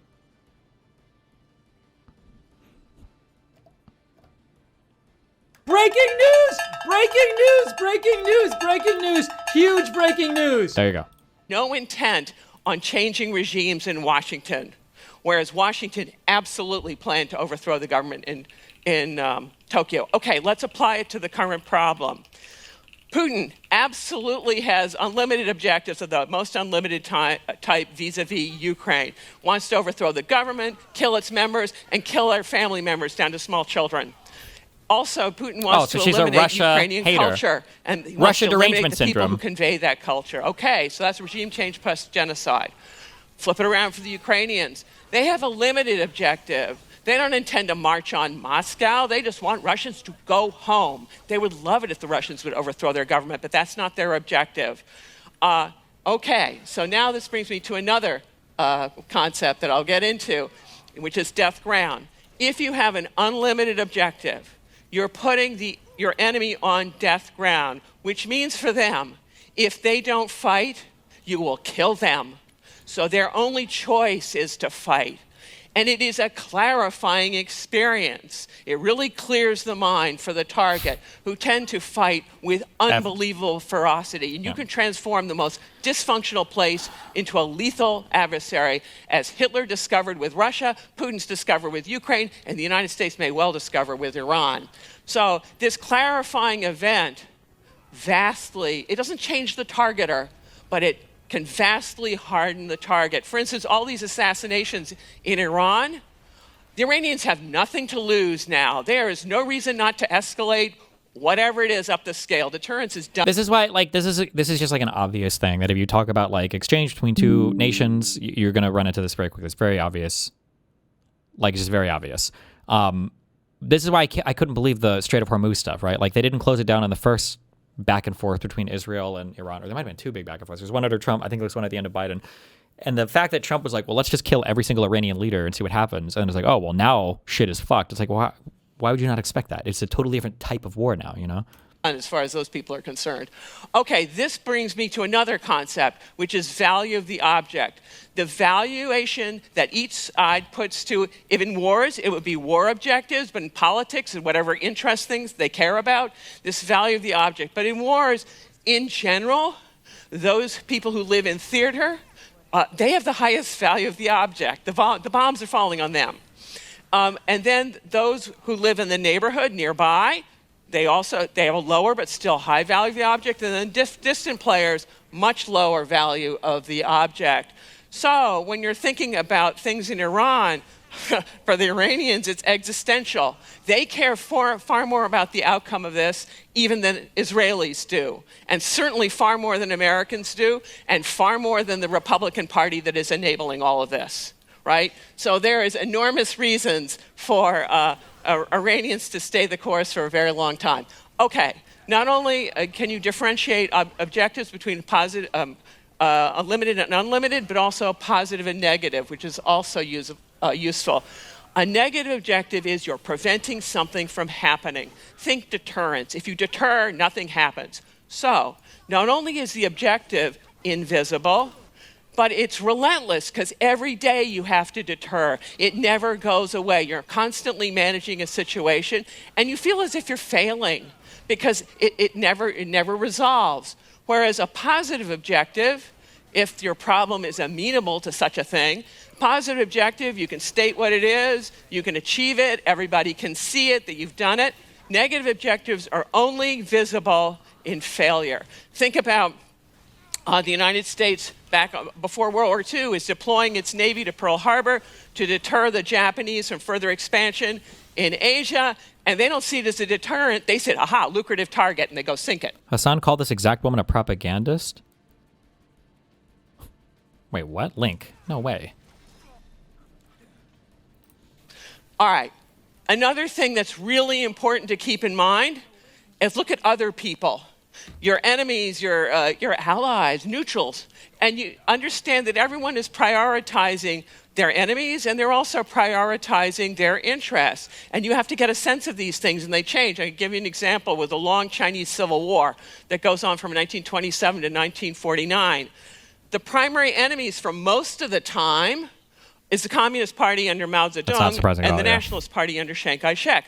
But when the Japanese extend their war, they start out in North China, but then they're going to move south into all of the rest of China in 1937. From then until 1945, when Japan's defeated, the primary enemy of both parties is Japan. But when they're defeated, they're back to being primary enemies again. The United States doesn't figure this out, and so after the end of World War II, the United States is busy trying to organize a coalition government, right? Two parties have a coalition government. Non-starter with primary enemies, don't even try.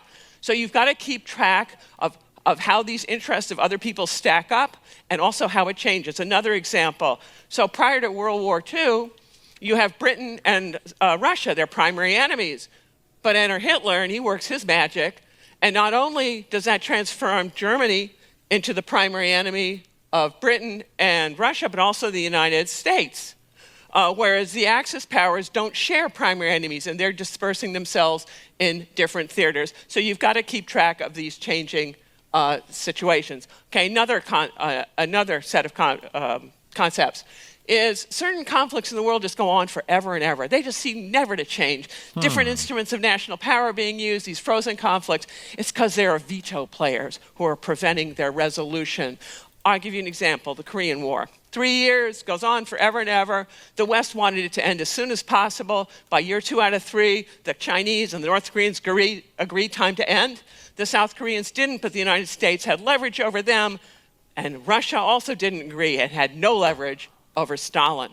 That war only ends because within 2 weeks of this guy's death, the dictator, all of a sudden, the new Russian leadership, no one knows who it's going to be. They're in an existential power fight with each other that's not going to settle down for about a decade, and they get out of the Korean War immediately. So you should be aware when dealing with dictatorships, you should have a plan for what you're going to do with the magic decade when they're trying to sort out who the next dictator is going to be.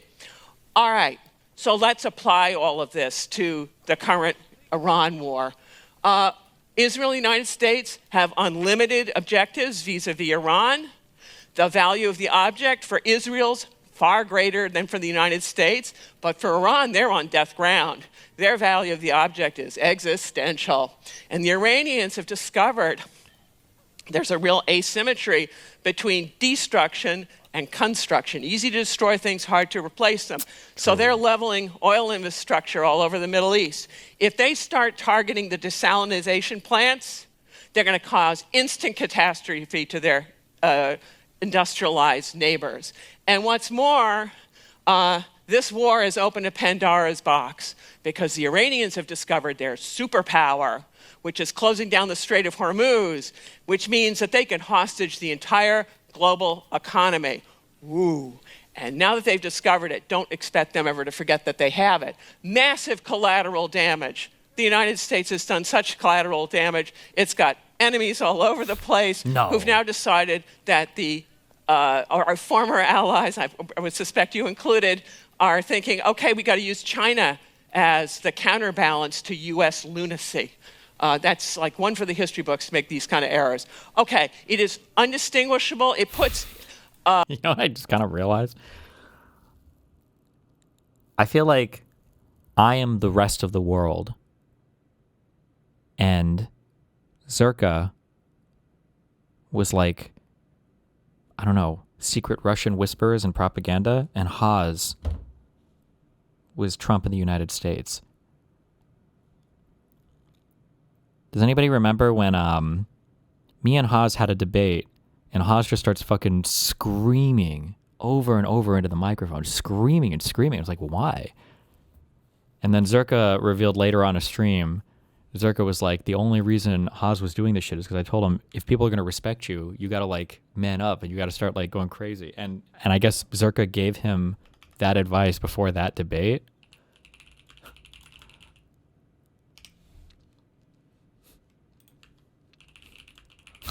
It was just... I can't find anything anymore though because everything sucks on Google, I guess, but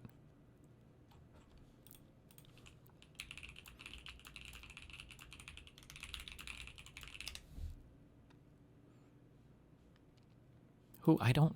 When have I ever sent a cease and desist to Zerka?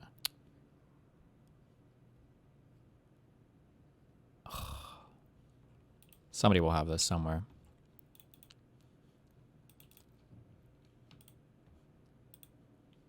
Oh, is it this? Haas was screeching. He was like turning his microphone gain up. It was crazy. Like it was insane. He was actually turning the gain up on his mic, not just like loud. He was turning the gain up on the microphone.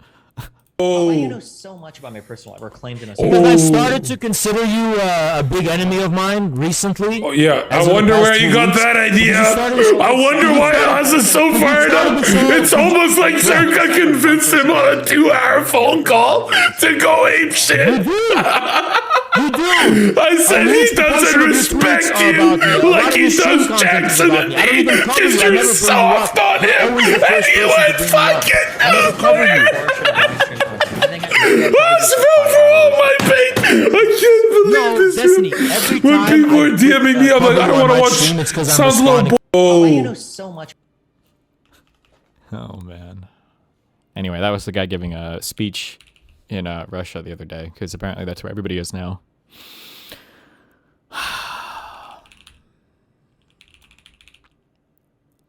Is it with a Z? The representative of the tell you firsthand, coming from this nation, that the capitalist system. Fuck me, dude. What a horrible timeline we're in right now. You cannot hide this error. It puts the Republican Party on death ground because this is their responsibility. How did you do it? All right. So now here's some other concepts that are useful.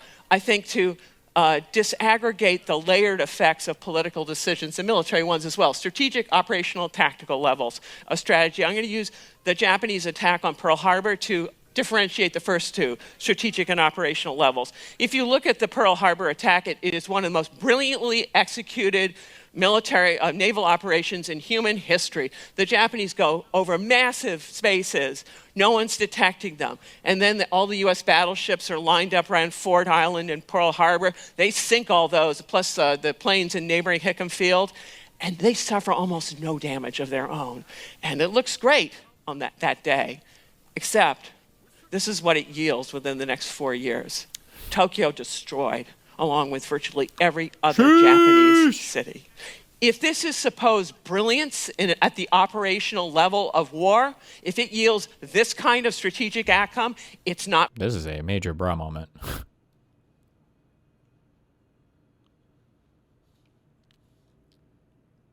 Brilliant.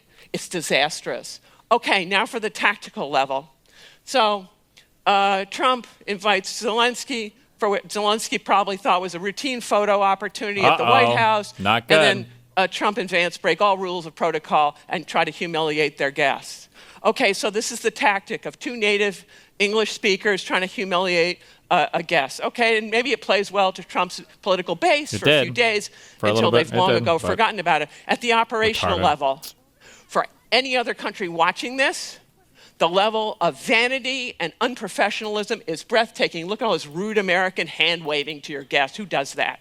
Also, like, I think the thing I get rage baited by the hardest, I made that Haas joke or whatever, because like, if you're European, I'm sorry, what I'm saying just doesn't make sense to you because you don't believe me, okay? But in the United States of America, half of this country legitimately believes that Trump is like a feared and respected leader across the world. That like other people in other countries look at President Donald J. Trump like, wow, he's not weak like past American presidents. This is a strong, fearless leader. Like Americans actually believe this shit. And it's like, from every negotiating principle, from everything that you could ever think of, right? Imagine a weaker power, not to be mean to Ukraine, but imagine Zelensky is at war with Putin, okay? And the United States is like probably literally the scariest other thing that's floating out there that could get involved in this war because it is the one thing that could push the finger on the scale to immediately nullify your existence if you're Russia, right? even if you thought that you didn't like Zelensky, even if you wanted to fight with Zelensky, even if you thought he should have wore a fucking suit or fucked a couch or whatever the fuck he needs to do to win your approval, why would you show this disunity or weakness publicly? Why would you ever do that? Why would you do that? I mean, like, the only thing I could think of for some fucking 3D, or not 3D, 5D chess thing or whatever is maybe because you're trying to trick Putin into some weaker position and then blow him up afterwards. But it wasn't, right? We know it wasn't this. Wait, why do people say 5D chess? Chess is two-dimensional, right? It's not really three-dimensional, right? It's played on a 2D grid. Why do we have to go all the way up to 5 dimensions to talk about chess as like a 5D chess thing, you know? But, yeah, sorry. Anyway, like, it's retarded as fuck. The idea that there was just this, I don't know. I don't have to say this. Everything about this was nonsense. Jesus Christ. And at the strategic level, it gets worse because it makes clear that for former allies that they must reorient their foreign policies and their economies away from the United States. And like Japan's attack on Pearl Harbor, these kind of errors are enduring and self-harming. It's not going to go away. The Republican Party that has been enabling all of this, they're worried about an operational level problem is getting reelected. They're not thinking at the strategic level. Like, what's the point of being elected in the first place? Like, why bother? Go knock yourself out, stay at home. But it used to be the answer for the Republican Party and also for much of the Democratic Party. The answer used to be, the reason you do this is to improve the security and prosperity of your children and your grandchildren. Well, this war isn't improving anyone's security. It's wrecked the alliance system that once made the United States strong. And it's also wrecking prosperity globally. The problem for all of this, for the Republican Party, is they're on death ground. There's another big problem, too, that is very fucking annoying to me, and it masks a lot of issues, I think, is that all of this is also happening alongside the fucking AI boom, which I feel is masking a lot of the damage that's happening. Because as far as the markets are concerned, right, if you're 401k, everything, if you're invested in anything, right, shit's not actually that bad. Actually, not only is shit not that bad, you're still getting like massive returns everywhere. And I feel like the AI shit is masking a lot of other issues that our economy is facing. Farmer stuff related to fucking soybeans, the fucking additional prices, higher prices we pay on basically everything right now due to tariffs. All the other damage has kind of been like rippling through the economy, employment markets, everything else, because the AI shit is just so explosively fucking. It's almost like we're running the country now, like a VC. It's just like a crazy. It's annoying. Because they've enabled all of this. And they're scared to death because should they lose power, many of them will face jail terms for corruption, for failing to honor their oath of office to uphold the Constitution of the United States, and for some of them, treason. Because I understand that Russia has been helping Iran. Wait, is she saying they will or they should? Party is there on death ground because they've enabled all of this. And they're scared to death because... Do you think that speculative markets like betting apps also contribute to this? No, probably not. I do think... I don't think retail investment should be a thing. But you can't ban that. But I think retail investment is a bit of a problem. I actually don't know how much of a problem it would be, though, to be honest. Like, retail investors would theoretically still be able to pressure institutional investors through choosing platforms that invest more heavily in bullshit. So who knows? I don't know. Should they lose power, many of them will face jail terms for corruption, for failing to because should they lose power, many of them will face jail terms for corruption, for failing to honor their oath of office to uphold the Constitution of the United States, and for some of them, treason. Because I understand that Russia has been helping Iran, targeting our troops. Who the hell does that? And we also know that Russia has been trying to undermine the West and the United States for a number of years. So expect them to double down. And the midterm elections, watch for them. It'll tell you whether the United States is going to continue its precipitous decline or whether it's decided to wake up. All right, so what's the way out of this mess? All of us are mind melded right now, and we all know one way out. Okay. the stepping stones of sound strategy No. are assessment, setting a feasible Just kidding. policy Stop. objective, and then a strategy to get there and constant reassessment. You might go, well, why say feasible policy objective? Who would want an unfeasible one? Well, actually, people often set unfeasible policy objectives, and it gets them thrown out of power. And the way to get a feasible objective is you've got to do a really sound assessment. So assessment is not only, I'm going to assess my strengths and your weaknesses, that would yield a best case scenario, but also my weaknesses and your strengths, the part that the Trump administration neglected to do. So you need to make a really sound assessment of what's up and what to do. And now, the problem is we've got to reopen the Strait of Hormuz, right? That's the current issue. Yeah, The let's question is go. going to be at what point? At what Labrador? We're going to use dogs to solve it? Hell yeah. cost? So that's a naval issue because it's about ships transiting a choke point that's currently under blockade. All right, let's look at the geography of NATO. Look at North America and look at Europe. Europe is one big peninsula. Losers. Both those places border on the oceans, right? You can't blockade those places. Blockades don't work from oceans. Very difficult, and I suspect in the age of drones it's even worse. Okay, let's check out Eurasia. Look at all the narrow seas. Narrow seas is where you blockade people. Oh, and the part that the Trump administration hasn't figured out, big ships can close narrow seas, without a doubt. They cannot open them. People on the shorelines decide whether those seas are going to open or not going to open. True, because you can be on the shore and you can fire very cheaply into the ocean. You can put the biggest, baddest ships you want there. Doesn't really matter that much. Which is what Iran has discovered. But all of these places mean that geography is inherently contained Russia and China. And you might go, oh, but look up in the Arctic, the Barents and the Bering Sea where Russia has its big naval bases, surely that gets them out. It doesn't because no one lives up there, right? And that's not where industry is very difficult to supply in wartime. So nature has inherently contained these places, but it creates a problem for what you're going to do about Hormuz. All right, so I mentioned that we're facing challenges. I've laid them out, but there's also an opportunity. With the United States' renunciation of leadership of the West, that role has come home to Europe, the inventor of the West.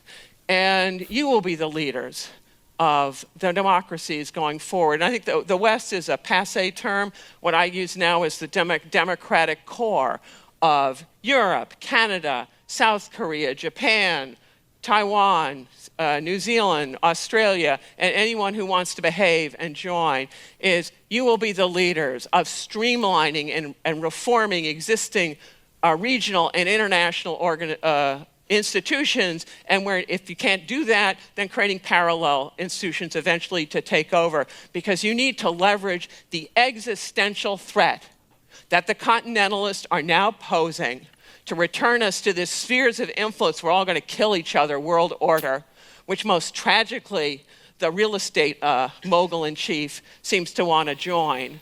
It'll destroy wealth so rapidly, it is unbelievable. So you all can do it. So look what happened to your grandparents' generation, where they're faced with a really difficult threat. Look what they did in 10 years. They created all of these institutions that held the peace for a decade. Now's your turn, and you can do it because these guys have put democracies on death ground. If we don't all do what we can do, we aren't going to escape this. But there are many things that we can do. When I think about businesses, you all depend more than anybody else, or as much as anybody else, on this rules-based order. And as you're discovering, as it falls apart, like the rules about freedom of navigation, that's the current mess, that people aren't following those. And think about it, if the rules are gone, who's going to enforce your contracts without the rules? Who's going to prevent people from expropriating your assets? You're going to have to be running around with a suitcase full of cash to go bribe people and hire your own mercenary armies. It's incredibly inefficient. So all of us must do what we can to prevent this outcome. And there are plenty of smart people in Europe to do this. So look at me. I'm a nobody. I don't know how I wound up here, but here I am, right? I'm just a retired professor. I got a few concepts. I've done my best to give them to you. Think about you. You have global connections. You can make a huge difference. If we don't all do everything that we can do, and if the continentalists win, it will be regrettable. Think of what happens to independent-minded businessmen in continental states. In Russia, they fly out of sixth-floor windows with no parachutes. In China, they get long jail sentences. If we don't win this thing, everyone's going to have nothing but regrets, and our children and grandchildren will curse us for not having done more. Thank you very much for your attention.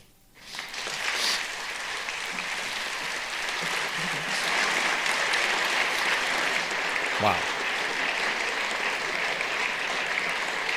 Back on the stage. I have a few questions for you. Thank you so much. I tried to escape. Yeah, I saw that. Yeah. I have a few questions about Norway, but I would like to start with Europe, because you argue that leadership in the West is shifting back to Europe as the US steps back. My question is Europe actually ready to take on that role? Are you trying to tell me Europe suffers for lack of smart people? I mean, give me a break. You have plenty of smart people. And I think about how much you've done in the last 2 years. It's breathtaking. History's moving really, really fast. How many free trade agreements have been signed? And now, my understanding, you know more than I do, of trying to set up a European-based internet architecture, global payment system. You're going to cease buying U.S. arms because you're going to build your own. You're going to make them cheap, unlike the crazy stuff the United States makes. You can't afford to use it. And you're working on de-dollarization. You have no problems. But you must leverage this existential threat, because that'll break through the bureaucratic bottlenecks that have been holding things back. And you've got a magic few years here to do it. So please do it for all of our sakes. Looking at a country like Norway, we are a small, wealthy economy that depends on the world around us. What are the biggest mistakes we risk I'm making? kind of curious. I guess maybe she's just giving like a suck-off, like European Union related, or not, I guess, or whatever, like a Europe related talk to hype them up. But I am curious what she thinks about like the rise of kind of populist sentiment across Europe too. I'm sure she must have a video on it now, because I feel like Europe is not headed in the right direction right now, unless this, they manage to unify around all this stuff. Aching right now. It's such a joke. I'm a professor telling you anything. But anyway, look at the United States as a negative example about what not to do. You need allies, you need friends, and you need to get, what are institutions? They're not buildings, they're about people who organize themselves to deal with a certain set of problems. If you're in the aluminum industry, I presume it has to do with aluminum, but if you're in other things, so make good institutions so that you are powerful together, so that together you'll be more powerful than alone. And Norway, my impression is that many of the countries around the Baltic Sea have been organizing together and very thoughtful. Keep going. Mm. You also mention, you talk about death ground. What does that mean for Norway and NATO in the high north? Death ground means someone wants to come in and kill you. I believe that's what Vladimir Putin, if he had his dreams, right? And then we have crazy stuff coming out of Washington. I get it, China's a long way away, but it may well try to kill your industry, right? So other people do this to you, and then either you can sit around and do nothing, and they will come and eat your market share or whatever it is, or you can do something about it. So you have previous generations. I just listed what they did. 177E. Why can't you do better? You have better educations than they were ever had, right? So now is your time. But what should we do? Or organize. Well, you could, in the business community, you must know everybody. Talk to people about what you can do, what needs to be done. Talk sense to your American counterparts to tell. There's a real key: stop funding continentalists anywhere. They're dangerous. True. Sure, operationally, somebody you might care about gets into political power. That's ruinous if it destroys the prosperity and security of your children. So. And finally, what is the one advice you could give to the leaders in this room? As you just said, they have connections, they know someone. Lead, right? This is your moment of not sitting back. I've tried to give you some concepts to organize thoughts, but you have plenty of smart people. What is a continentalist? I don't actually know 100%. I'm just kind of inferring from what she said in the word itself, but I think that there is a desire behind weak-minded, petty men that we should be engaged in a politics where the great power on a continent is the one that should rule by force if necessary. So a continentalist might believe that the largest, most dominant power on a continent ought to rule that continent by any means necessary. So like Trump sees himself as a guy who should be able to invade countries in South America, blow up drug dealers, kill Venezuelans, kidnap foreign leaders, bully Cuba. Like these are things that Trump thinks he has like the right to do. And as you know, if Putin can do it to Georgia, to Moldova, to Ukraine, then Trump should be able to do it over here. China can do it over there. And it's a very petty, small-minded, narrow view of the world and how everything should run. I think it's my guess.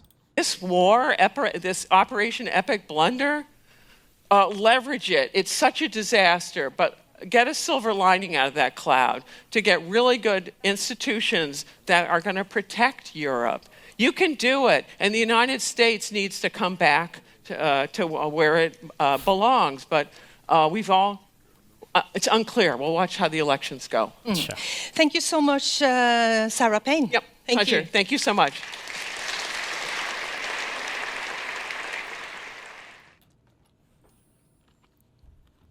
Good evening.